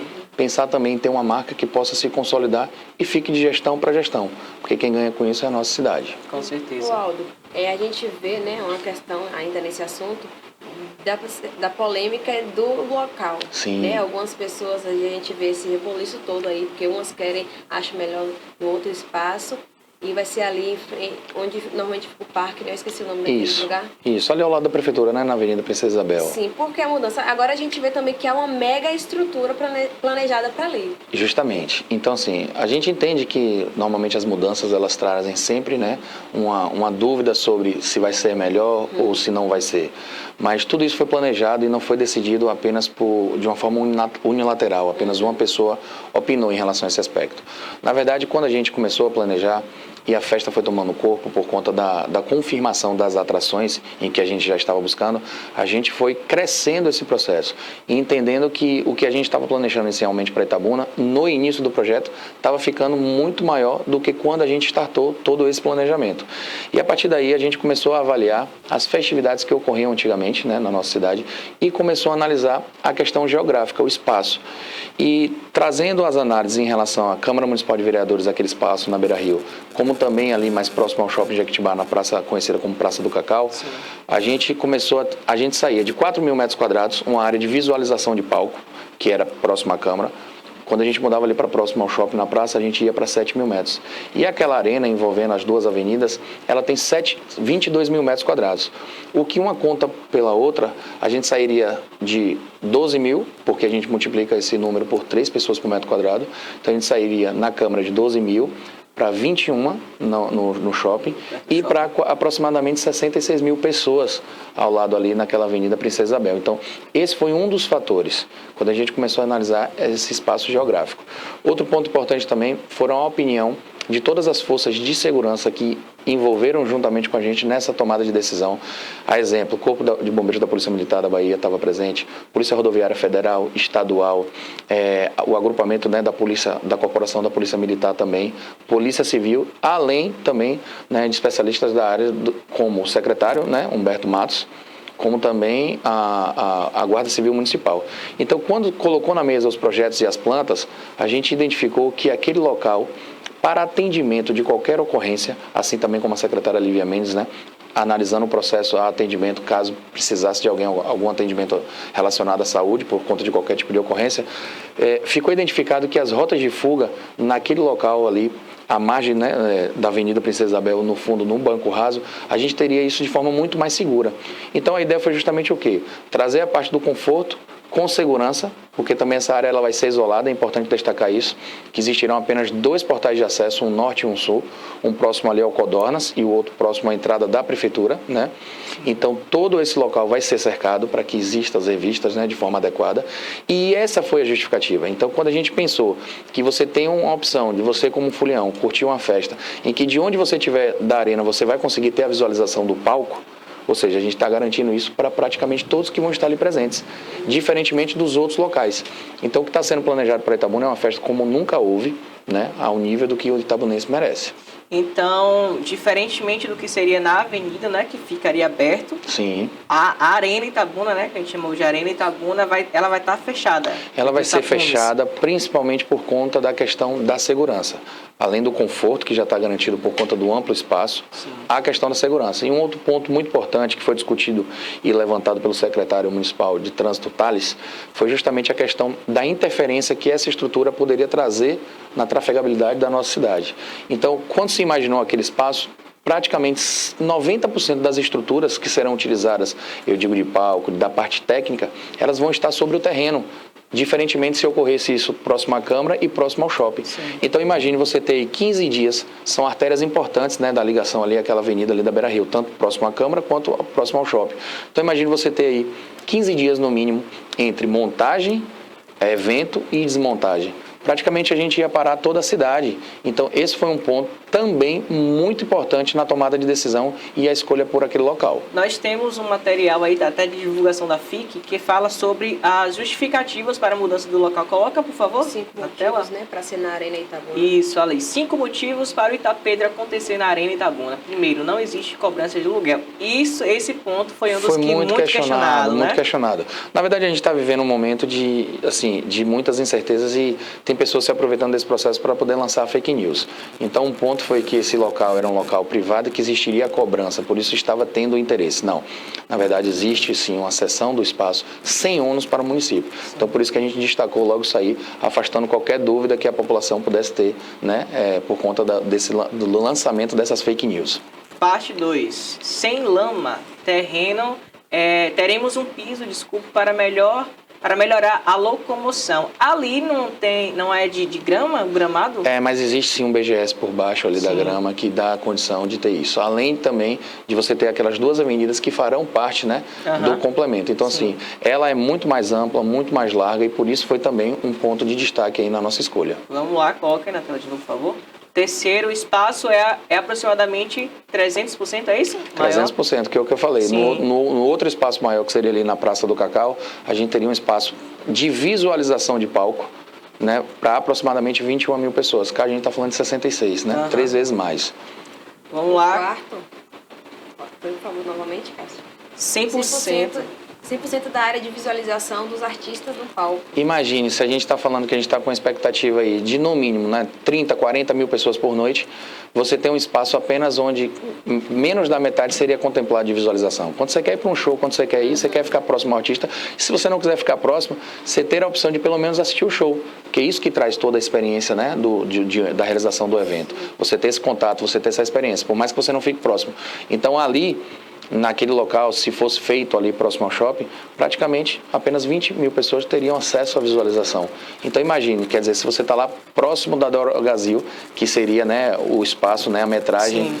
eu acho que você não teria tanto sentimento e talvez você não quisesse ir no outro dia, porque você ia falar, pô, fiquei tão distante, não tive acesso. Então esse foi um ponto. Então quando a gente pensou de fato fazer algo com um contexto mais profissional, né, pensando principalmente na população que vai estar ali presente na noite. E o quinto é o 100% de segurança no espaço, né? Justamente, que é o que a gente está falando. Só existirão 2 tipos de acesso a essa arena, que a gente acabou batizando de Arena Zé Cachoeira, né? Que vamos estar lançando aí, que foi o nosso mascote também, né? Tem até aí, coloca aí, Cássio, a imagem do mascotezinho. Esse mascote ele foi votação, escolhido né? pela votação popular, né, na rede oficial, @itapedrooficial. Nós lançamos lá como um simbolismo, né, justamente desse animal que tem aí, normalmente, né, frequentemente aparece ali, né, no entorno da Beira Rio. Então, a gente quis trazer, ali foram as opções, né, do lançamento, e a população acabou optando pela letra D, Zé Cachoeira. E aí a gente acabou batizando a Arena Zé Cachoeira, para que a gente possa ter toda essa parte lúdica Sim. envolvida também ao processo do evento. Falar na parte lúdica, Aldo, a gente tem já a grade de programação aí, vocês pensaram em algo para as crianças também, trazendo essa questão, até o Zé Cachoeira vai atrair bastante, né? Vai. O prefeito nos ligou esse final de semana, né? Partiu dele essa ideia. Falou, Aldo, a gente não conseguiria inserir dentro da programação a realização de uma atividade infantil, e aí de prontidão a gente contactou a nossa equipe, o nosso corpo técnico, e aí a gente vai estar lançando, no mais tardar amanhã, a programação do Itapedrinho, que é justamente uma programação diferenciada para as crianças e envolver também os idosos dentro desse contexto, né? Seriam 2 dias de tarde recreativa, em que a gente vai estar aí lançando logo que iniciar o processo no dia 29, que vai ser a abertura oficial, né, que vai ocorrer lá na Vila Junina, na Praça Olinto Leone. Então essas atividades seriam realizadas na Praça da Olinto Leone, que é durante o sábado e o domingo. Inclusive, a gente falando sobre essa programação, a gente teve aqui, em outra oportunidade, a Bruna 70, né, que é lá a Sim. diretora, trabalha junto com você lá na FIC. Cuida da parte de planejamento. E o planejamento inicial, que seria durante todo o mês de junho, Isso. essas atrações lá na praça. Isso.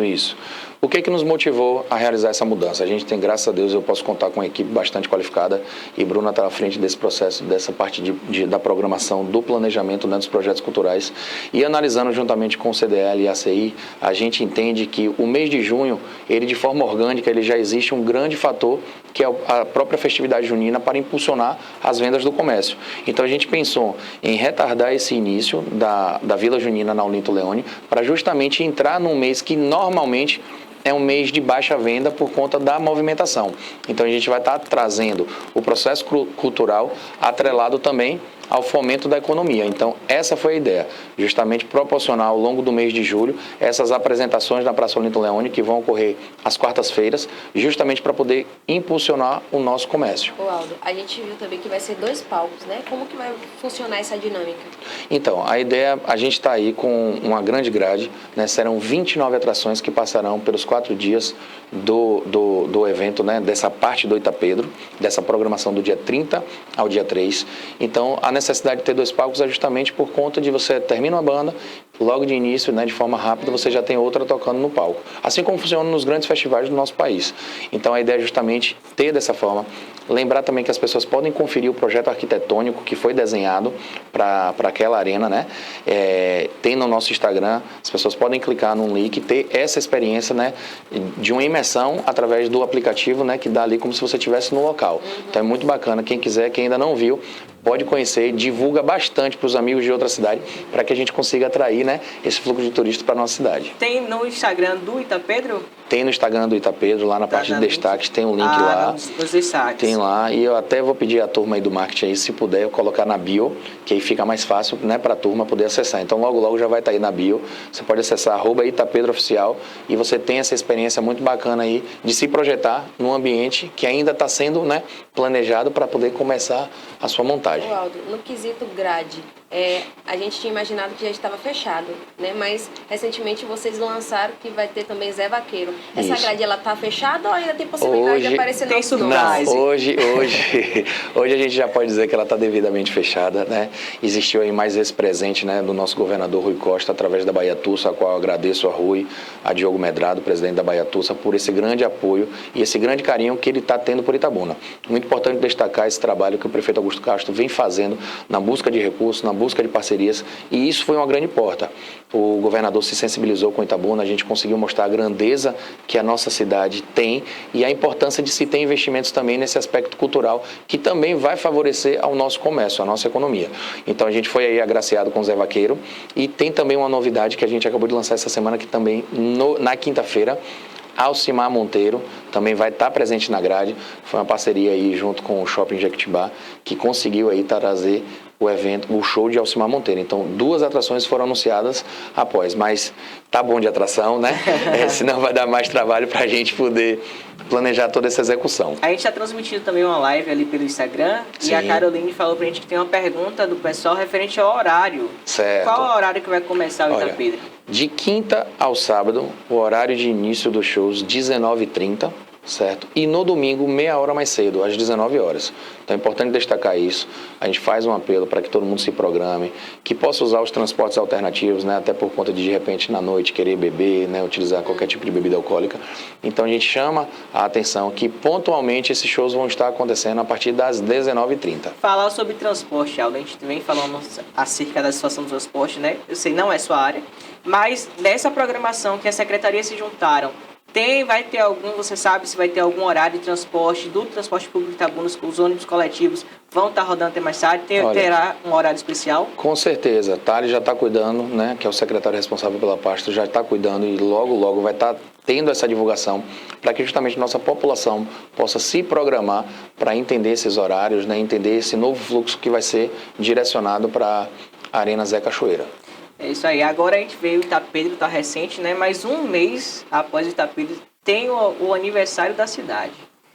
Vocês já começaram a pensar, tem água aí. Eu sei que tá tudo muito Itapedro agora, mas é aniversário de Itabuna. Existe, assim como no ano passado, o prefeito fez diversas inaugurações, né, importantes, e já está sendo montado sim uma programação, mas ainda não posso afirmar para você se a gente vai ter algum tipo de festividade.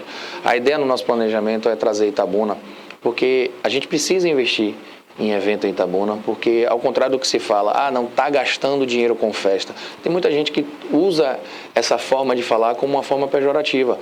Quer dizer, você observa que Itabuna está borbulhando de evolução em diversos aspectos. Com certeza a gente tem um prefeito que é muito responsável e jamais a nossa equipe estaria solicitando a realização de um evento se a gente não estivesse vendo também os avanços em diversas áreas. As escolas estão sendo reformadas e já estão sendo reabertas, né? As aulas já estão voltando, as aulas presenciais. A gente vê de 15 em 15, toda semana aí você vê o prefeito inaugurando um PSF. Então, assim, tudo está acontecendo. Acontece que a gente pegou uma cidade que estava aí largada em diversos aspectos. E também na parte cultural. E pensando nesse processo, a gente está pontuando um calendário que a gente consiga ter 3 grandes eventos ao longo do ano, que vão ser os pilares da parte cultural, que eu já falei aqui, mas é importante reforçar a importância de quando você investe em cultura, você também traz a possibilidade de ter uma economia, porque todo o comércio da cidade, Itabuna é uma cidade que vive do comércio. Então, a prefeitura, ela precisa buscar esses mecanismos para o desenvolvimento do comércio. E nada melhor do que um evento que envolve toda a cadeia. É porque muitas vezes as pessoas acham que apenas quem está se beneficiando ali é o artista que está ganhando o cachê. Pelo contrário, o prefeito acabou de isentar agora, são mais de 300 ambulantes que ele isentou a taxa. Então o prefeito, com a sensibilidade que sempre tem para essas questões sociais, ele isentou a taxa e a cobrança dos ambulantes. Então mais de 300 famílias vão estar sendo contempladas com a realização do evento, que consequentemente vai trazer uma renda extra. E essa renda é muito importante. Então a gente pensou no meio do ano o Itapedro, ao final do ano, o Natal de Luzes e Sonhos, assim como a gente realizou. Então já são aí 2 propostas de governo na área cultural já sendo, né, tiradas do papel, né, já realidade.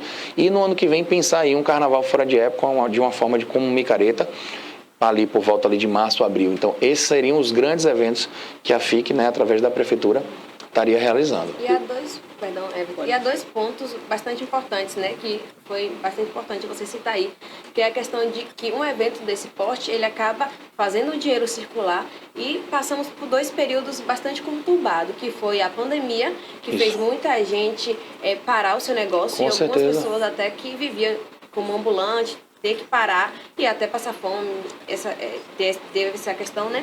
E também tivemos a enchente, que muita gente perdeu sua casa, perdeu, às vezes não a casa, mas perdeu seu móveis, perdeu muita coisa. Sim. E esse evento, desse porte, para quem vive disso, né, faz gerar ali uma renda importante para essas pessoas. E também a parte do artista, porque também, principalmente a pandemia, para os artistas da região aqui, eles pararam também, tanto que a gente viu aí nas redes sociais, muitos deles pedindo Pix, tentando fazer lives para arrecadar alguns fundos, para que ele conseguisse, né? Porque antes ele vivia de barzinho. Claro. Os bares, eles fecharam, então eles não poderiam mais trabalhar. E agora, com uma festa dessa, né, ele acaba ganhando um dinheiro que normalmente ele não ganharia. Justamente. O que você está falando é muito importante, eu acho que esse ponto é um dos principais pontos que dentro desse contexto comercial, mas que existe por trás um processo de humanidade, né? Essas pessoas sofreram com a pandemia, e principalmente as pessoas ligadas à arte, à cultura, foram quem mais sofreu, né? Outras atividades tiveram ali, de repente, suas vendas afetadas por conta do processo econômico que se gerou, mas principalmente esse segmento, né, que é a área da cultura, foi quem mais sofreu. Então, não seria digno, de repente, a gente estar levantando uma campanha para que essas festas, né, públicas, essas festas populares, não fossem realizadas. Então, eu sou um defensor desse processo. Eu sei realmente, porque só quem sabe é quem passou na pele. Então, é fácil você criticar, é fácil você dizer que a disseminação do coronavírus foi realizada por conta dos shows que foram proibidos de ser realizados, e nada disso, no final das contas, ficou provado. Mas o que foi provado é que realmente essa classe sofreu. E não é justo agora, nesse momento de retomada em que todo mundo está aí, com o comércio voltando às suas atividades. Importante destacar aqui a inteligência e a capacidade do prefeito, no ano passado, em abrir um hospital de campanha, o que aquilo proporcionou, né, ao comércio estar ativo, né, o comércio estar aberto. Então isso foi muito importante. O prefeito teve essa sacada e fez um planejamento financeiro. Isso tudo foi custeado com recursos próprios, e graças a Deus o nosso comércio, ele pôde sofrer minimizações em relação ao impacto causado pelo coronavírus. E, sobretudo, a classe cultural. Então, assim, a gente tem que parar para poder fazer análise quando a gente faz esse tipo de crítica. E, assim, quando se planeja algo da forma que a gente está planejando, existe todo um contexto. Então, assim, não é apenas a ação de fazer ali festa por fazer. Existe todo um contexto por detrás disso. E você sabiamente, você aqui explicitou esse ponto das pessoas que estavam aí há 2 anos, né, seria o 3º ano, caso não houvesse São João, que essa turma estaria se tendo esse desgaste. Então, foi muito importante esse processo. É importante destacar que durante esse período a Fundação Itabunense de Cultura e Cidadania fez um investimento para que, se existisse naquele momento, já que não poderia ter a realização desses shows, a gente deu o passo com a Lei Mestre Sabará, em que a gente contemplou mais de 300 artistas na nossa cidade, com um total de R$900 de auxílio. Então o prefeito se mostrou sensível, existiu um planejamento financeiro para que a gente pudesse fazer frente a essas despesas, e esse auxílio chegou. Então poucas cidades na Bahia fizeram o investimento que Itabuna fez a nível de diversos auxílios, né? E na área da cultura a gente pôde contemplar. Importante destacar também que esse ano é a primeira vez que vai estar sendo cumprida uma lei que existe no nosso município, que é a aplicação mínima de 30% dos recursos que são gastos com a contratação de artistas de fora, com artistas da cidade, da região. Então, é a primeira vez, eu não me recordo, de gestões terem feito um investimento tão alto nos artistas da cidade. Nós fizemos um credenciamento em que possibilitou a contratações dos setoriais da música, das artes cênicas e da dança, para que esses 30% fossem cumpridos. Então a gente vai ter aí 30 artistas sendo contemplados pelo credenciamento e mais 10 artistas da cidade que já têm, né, uma notoriedade pela sua fama, que aí a gente poderia citar aqui, sim, o Ferrari, Caio Oliveira, Cris Mel, Lordão, Cacau com Leite. Ou seja, a gente está falando de mais 10 artistas que são daqui de Itabuna, que essas famílias trabalham nessas bandas e esse recurso vai estar correndo e rodando e ficando na cidade. Então a importância, como é que a gente consegue mensurar isso, né? Então a gente tem que parar um pouquinho de pensar, antes de criticar, pensar um pouquinho. Peraí, será que não tem alguma coisa, né, dentro desse processo? Porque o recurso que chega para a cultura, para a Fundação Itabunense de Cultura e Cidadania, é para ser investido na cultura. Então as pessoas ficam com esse questionamento, não, esse recurso não poderia ser investido na saúde, não poderia ser investido na educação. O recurso que chega para a Fundação é para poder ser feito investimentos na área cultural. Então, as pessoas precisam ter essa consciência, né? Buscar a informação para poder começar a entender um pouco mais sobre esse processo. Dentro disso que você falou, Aldo, é importante a gente ressaltar também as pessoas, porque muitas pessoas realmente não têm o conhecimento dessas áreas burocráticas da política pública, né? Aquilo que é destinado, eu falei o tempo todo de LDO hoje, não foi? Sim, aquilo que é destinado na LDO para o setor de saúde não pode ser investido em outra área, na educação, a menos que a Câmara de Vereadores faça essa aprovação, libere para que o prefeito use. Assim como se tiver lá 30 milhões de reais para a cultura, tem que ser usado na cultura. Justamente. E assim, a gente vem em um processo de planejamento para justamente ter tudo isso, esse cronograma amplamente divulgado. É importante destacar que desde o início desse planejamento a gente vem tendo reunião com o Ministério Público, já ocorreram 2 reuniões, porque a população fica nesse direito e tem o direito mesmo de cobrar, de saber como é que o recurso está sendo investido. Existe o diário oficial do município, assim como existe o diário oficial da Fundação, que tudo que é contratado é publicizado lá. Sim. Então você tem lá todo dia, quando ocorrem os atos administrativos internos da gestão. E a gente, de forma inédita, Everton, a gente publicou nas nossas redes sociais, o que não seria uma obrigação instituída pela lei, porque a lei ela determina que as publicações sejam feitas no diário oficial, mas de forma transparente, para que a população tivesse noção do que está sendo investido na contratação dos valores dos cachês pagos. Itabuna fez e deu um passo e mostrou transparência, de forma inédita, eu digo no município, e eu desconheço outra cidade que tenha feito a publicidade desses gastos nas redes sociais. Então assim, nenhum tipo de comentário foi apagado, nenhum tipo de crítica foi apagada. O que a gente quis trazer naquele momento ali foi justamente a informação, porque se está fazendo o correto, por que não dar mais transparência aos gastos? Então, na reunião com a promotoria, a promotora Suzila, ela solicitou isso, deu essa ideia. De prontidão, liguei para o prefeito, estávamos lá, a procuradoria, o corpo técnico nessa reunião, e Augusto, de prontidão, falou, não, publique, pode mandar fazer o card, publique, vamos divulgar sim. Então, é um ponto positivo, um princípio legal que está sendo cumprido, que é a transparência. Então, o que a gente puder estar fazendo para poder dar ampla transparência às nossas ações, a gente já está tomando essa medida também, Everton. É isso aí. O Aldo, a gente vê também, né, é importante você citar aí, que do valor destinado para a cultura. Isso. Porque, às vezes, talvez, o pessoal não está acostumado, porque em muitos outros municípios a gente não vê acontecer. Então, assim, parece que é um dinheiro vindo da saúde, realmente, parece que é um dinheiro vindo da educação, não que é uma outra pasta, né? E falando nisso, a gente já está finalizando a nossa entrevista, pós Itapedro, pós festejos do aniversário de Itabuna, você ainda tem essa visão de continuar investindo na classe cultural, porque é muito importante. Não assim, deixa eu ver se eu consigo me expressar melhor, nos artistas locais, porque no governo anterior pareceu que realmente eles estavam esquecidos, né? A gente não se ouvia falar. E agora a gente vê muitos nomes que é tanto que eu falava, gente, de onde é essa pessoa? E é muito bom, são artistas muito bons. Inclusive, até aqui na TVI a gente tem ainda, né? Passa aí a reprise de... Eu esqueci o nome do quadro, como é que você sempre me lembra? O quadro que tem de artistas, de atores, que passa aqui na TV, misericórdia, Barrosa vai me matar. A Vila. A Vila, sim, Barrosa vai me matar. A Vila, que é de... Na que Vila tem não, muitos... desculpa, não é a Vila, é o síndico, se eu não me Sim, engano. verdade, é o síndico, misericórdia. Ele vai matar então os 2 mortes. Então, que são atores... Tinham bastante atores daqui de Itabuna, que é tanto que eu não achava que era daqui, era de outro lugar esse projeto e eles trouxeram para cá. Mas não, eram atores daqui. Então, assim, tem esse projeto de investir nos vários âmbitos aí da cultura? Olha, quando a gente iniciou o nosso trabalho à frente da Fundação, a gente recebeu uma gestão que tinha dívidas, que não tinham certidões, que não existia CNPJ do Fundo Municipal de Cultura, que muita coisa não saía do papel. Então, de prontidão, a gente começou um planejamento. E no ano passado, logo no início da gestão, a gente criou aqui de forma pioneira e inédita o CADCUT, que é o Cadastro de Cultura e Turismo de Itabuna. A partir desse processo, a gente começou um mapeamento dos setoriais da cultura. Então, hoje, a gente tem essas informações.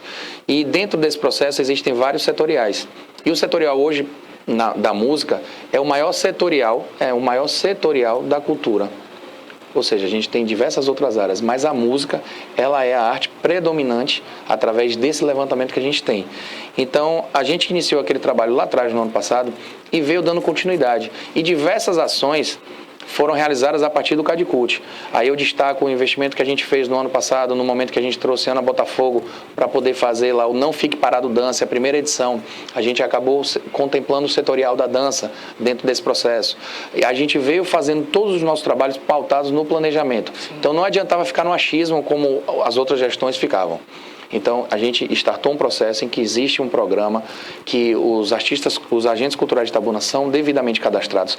E a importância justamente desse processo é porque isso nos dá um retorno a nível de números, traz informações, traz dados e a gente consegue colocar isso em prática. Então, o edital de credenciamento que a gente abriu esse ano foi justamente fundamentado nas informações que a gente tinha.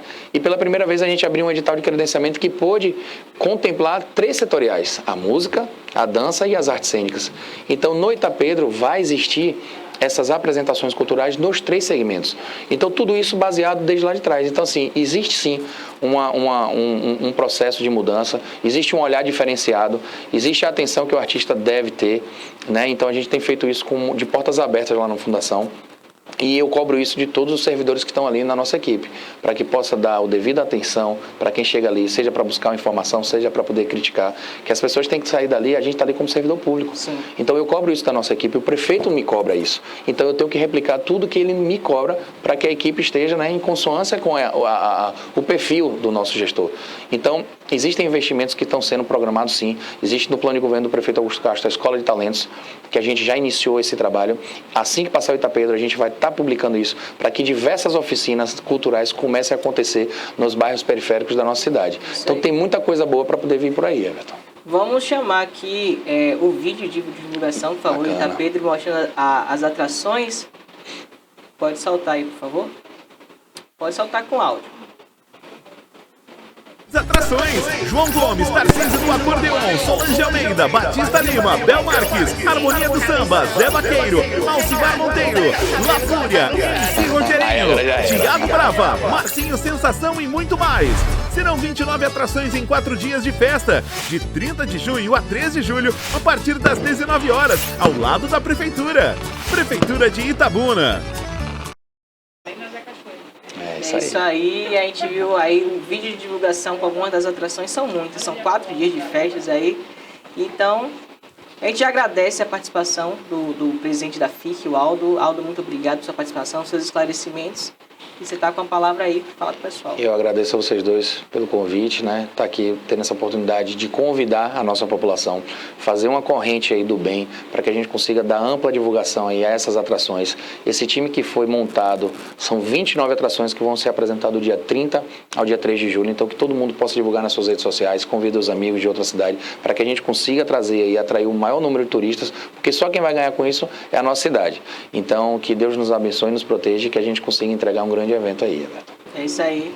Forte abraço. Nós conversamos aqui com o Aldo Rebouças, ele que é presidente da FIC, anunciando o Itapedro. Tá chegando o dia. Semana que vem, dia 30, do dia 30 até o dia 2, não é isso? Dia 3. Dia 3, até de o quinta dia a domingo. 3 de julho. E agora a gente vai direto com ele, Rafa Gandini, lá em Salvador. Bom dia, Rafa! Bom dia, muito bom Rafa dia! Bom dia, Everton. Bom dia, Caroline. Estamos sem Rapaz, eu não vou retorno errar, aqui no mas... estúdio. Agora vai começar a me escutar. Cadê, Charles, Cassinho? Bota Cássio. aí. Bota aí para poder a gente dar um bom dia. Aí, agora sim. Muito bom dia para vocês. Estão com um grande amigo meu aí no estúdio, que eu estou assistindo a entrevista toda aqui, Aldo Rebouças. 2 amigos, porque Geisa mandou mandar um beijo pra ti também. Um beijo, Geisa, Bahia. Nossa, gosto demais, amo demais. São 2 pessoas maravilhosas. Aldo Rebouças é um grande amigo, Aldo é um grande profissional. Aumenta um pouquinho. Né? O retorno pra gente, Cássio, por favor. Fico muito feliz com essa parte de publicidade que ele está fazendo da festa, colocando para que as pessoas tenham acesso a tudo que acontece no Itapedro, sobre os valores, sobre tudo. E isso é algo que Aldo já faz em todos os eventos, né? A publicidade, colocar as coisas certas, os pingos nos is. Eu acompanhei a entrevista, então parabéns, a festa tá linda. Queria muito estar aí, mas numa próxima eu vou estar curtindo esse evento promovido pela FIC e pela Prefeitura de Itabuna, tá legal? Um abraço para você, Aldo, um abraço para Geisa. E é isso. Olha só, vamos chegar com notícia aqui direto da capital baiana. Cassinho, olha só, tem um castramóvel que está aqui do dia 6 de junho em um parque. Mas observe esse castramóvel que está aqui do dia 6 de junho para o pessoal fazer. São mais, olha para vocês terem ideia, são mais de 30 intervenções cirúrgicas que eles fazem nos animaizinhos todos os dias. Mas acontece o seguinte, vem comigo aqui, Cássio, para explicar uma coisa. Olha só, desde ontem não está conseguindo mais realizar nenhum tipo de cirurgia no castramóvel. Por quê, Rafa? Porque furtaram os cabos do castramóvel. Isso já acontece no metrô da capital baiana, agora estão passando também para isso. Então, muitas famílias com seus animaizinhos foram impedidos de realizar a castração do seu animal por conta desse furto de cabo.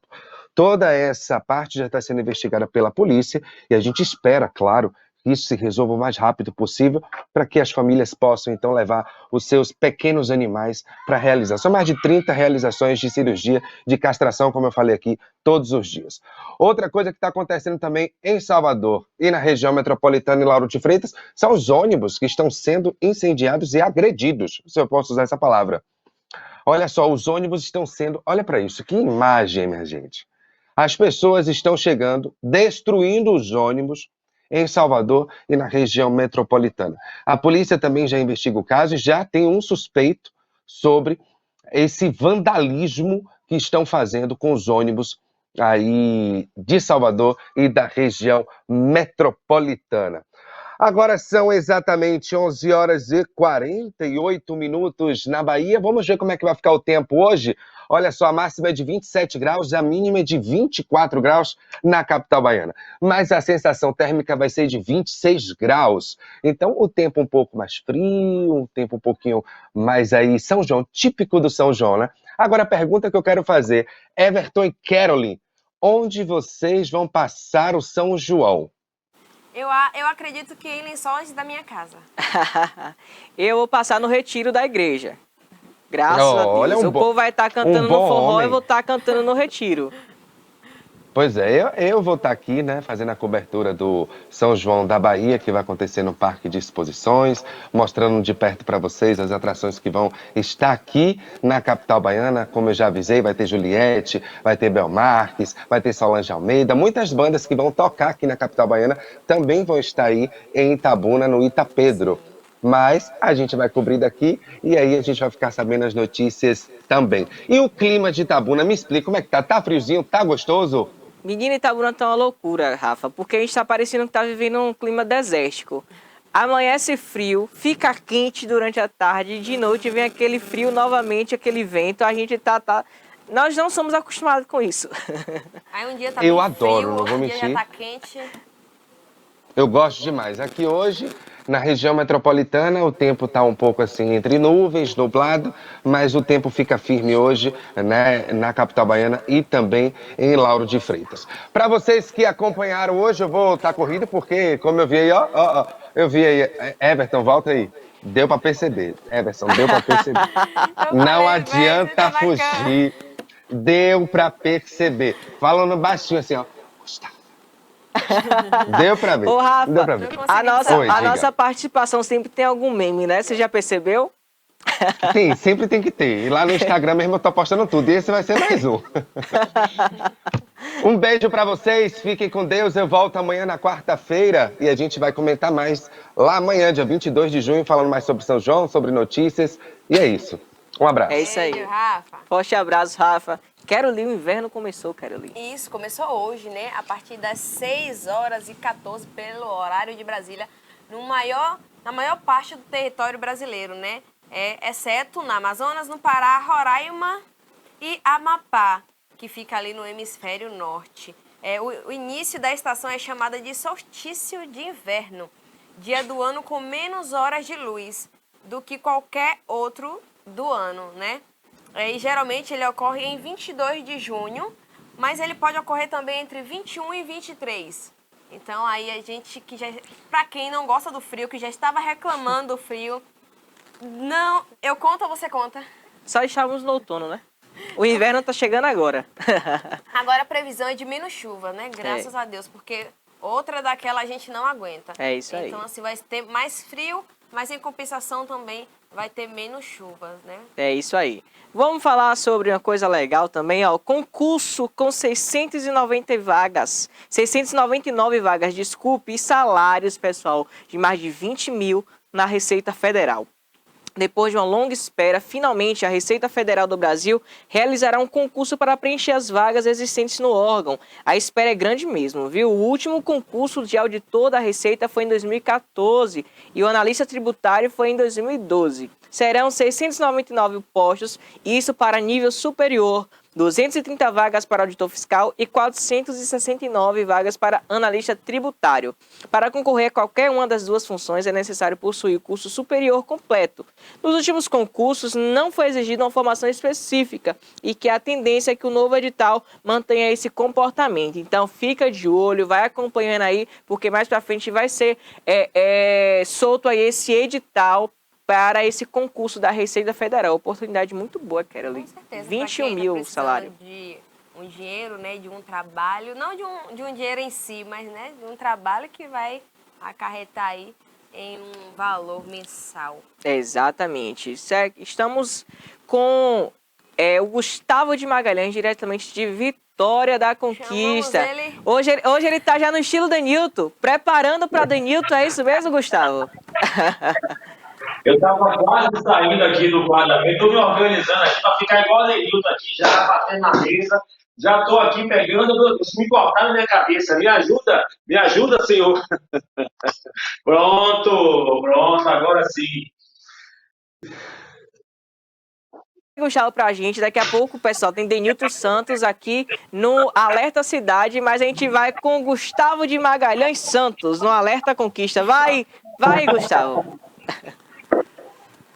Diretamente aqui de Vitória da Conquista, hoje a gente está se organizando aqui para fazer essa participação com vocês. Aqui, por enquanto, eu estou naquele negócio mais calmo, né? Assim, eu vou falar bem calmamente, levar as notícias, mas daqui a pouco o bicho pega que o cara vai para um lado, vai para o outro, e eu estou aqui atrás, segurando ele também, né? Porque agora vai ser desse jeito, vai ser dessa forma. Vou ter que estar aqui agora calmo, quero falar com o Everton, falar sobre o Itapedrão, né? A Bíblia, vou estar aí, viu, colado.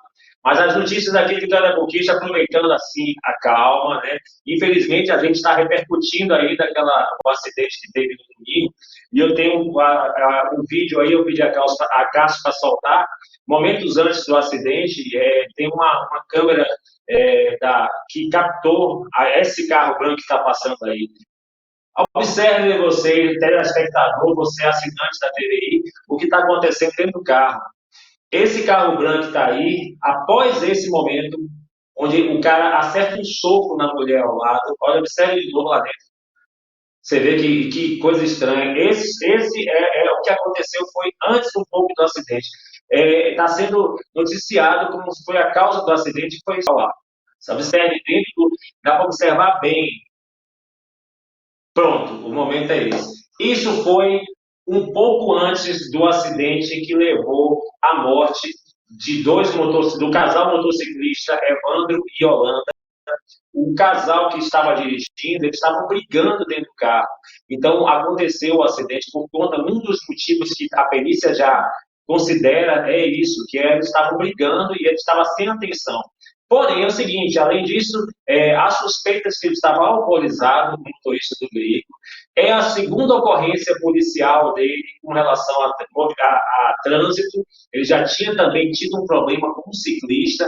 E, além disso, o veículo utilizado naquele momento, esse veículo branco, ele estava com placa adulterada, documentação adulterada. Além disso, como se diz na gíria, nada é tão ruim que não possa piorar. Ele estava com mandado de prisão por conta de débito com relação à ação de alimentos de filho que ele não está pagando. Ou seja, ontem, depois da movimentação que apareceu, aliás, a TVI foi a primeira ao vivo, a primeira emissora ao vivo a transmitir a manifestação dos clubes de moto ontem, pedindo justiça para o acidente, pedindo justiça para o casal Yolanda e Evandro. E aí tem as imagens também da grande número de motos que passou pela cidade, e que essa pressão em cima do julgamento com relação à audiência de custódia. A audiência de custódia, para vocês entenderem, é aquela audiência que se faz após um acidente, após um crime, para o juiz entender se vai mandar o cidadão para o presídio direto para guardar provisoriamente no presídio, ou se vai liberar ele para ele responder em liberdade. Então, esse cidadão estava passando por essa audiência de custódia, mas a movimentação de motos na cidade, a movimentação do pessoal de motoclube que se reuniu e começou a fazer a pressão, isso acabou modificando o sistema e talvez tenha refletido no fato de que este cidadão que causou o acidente está preso e foi conduzido ao presídio por vários motivos. 3 passagens de ocorrências policiais. Esse vídeo também fortaleceu a teoria de que ele não estava prestando atenção, e principalmente pelo fato de ele estar devendo pensão de alimentos, ou seja, ele não tinha como sair na audiência de custódia e foi realmente conduzido ao presídio, está lá aguardando o procedimento e provavelmente vai aguardar até que o juiz decida se ele continua preso ou não. Esse foi um fato que aconteceu aqui, que ainda está causando muito rebuliço, mas a gente está trazendo aqui, espero que amanhã a gente traga notícias mais interessantes. Eu vou aqui começar a treinar aqui, que daqui a pouco tem Denildo Santos com Alerta da Cidade, eu vou estar aqui também, viu? Aqui o bicho pega. Eu vou voltar para vocês aí, que eu vou agora incorporar o Gustavo Santos aqui. Estou vendo, já mudou, virou outra pessoa. É isso, aí, agora Gustavo. Pode falar. Não, eu estou falando, eu estou fazendo gestual, já estou batendo na mesa, Pega a bancada para falar com o pessoal. Mas realmente essa situação de conquista, né? Um acidente, uma irresponsabilidade, infelizmente mais uma, que a justiça seja feita, né? Infelizmente não traz a vida das pessoas novamente, mas que sirva de exemplo, né? Que a justiça seja feita e que os condutores comecem a ter, que já passou do tempo, né? E ter essa conscientização. Não é mais tempo a gente ser imprudente no trânsito, gente. É muito importante isso. E essa semana muito importante, a gente fala isso, inclusive a gente tem uma matéria que fizemos ao vivo ontem, e aí eu tenho uma entrevista no programa da Reserva, que foi responsável por trânsito por muitos anos aqui em Conquista, por trânsito, por segurança, e ele é uma das pessoas que estava mais triste, uma das mais emocionadas por ser do mesmo grupo de moto. E ele fala isso, que essa semana é muito importante isso. Não é só a população se conscientizar e não beber e ir para as festas sem beber. Agora não, o poder público tem que cobrar mais. É o que ele fala na nossa entrevista, a gente vai botar também logo aí, quando tiver as imagens com o Cássio aí. Cássio está esperando, ele está guardando, ele está começando a guardar. Você está vendo o que ele está fazendo, guardando para Denilson daqui a pouco, né? Ele não está mandando para vocês, não, tá vendo? Eu e Denilson já estamos parceiros, assim, né? É isso aí. Gustavo, muito obrigado. Gustavo de Magalhães Santos, diretamente de Vitória da Conquista. Muito obrigado por sua participação. Obrigada, Gustavo. Abraço. É isso aí, para vocês que ficaram com a gente até aqui, nosso muito obrigado por sua companhia, por sua participação pelo chat, pela live. Hoje foi um programa bem recheado. Obrigado à minha parceira, Carolyn Castro, mais uma vez aqui junto com ela. Isso mesmo, né? Espero que mais vezes. É isso aí. Muito obrigado, pessoal, por nos acompanhar até aqui. Lembrando que às 13 horas tem mais uma reprise, né, do nosso programa às 18 horas, e você pode acompanhar pelo YouTube, TV News Brasil, pelo aplicativo, e segue a gente também lá no Instagram, deixa o like, deixa seu comentário, manda mensagem, se tiver alguma sugestão de pauta, manda pra gente também. A gente tá lá acompanhando vocês no TVI Play Oficial, tá certo? E você não sai daí, que o próximo é Cidade Alerta. Alerta Cidade Cidade. com o D. Newton. É isso aí, Até forte lá. abraço.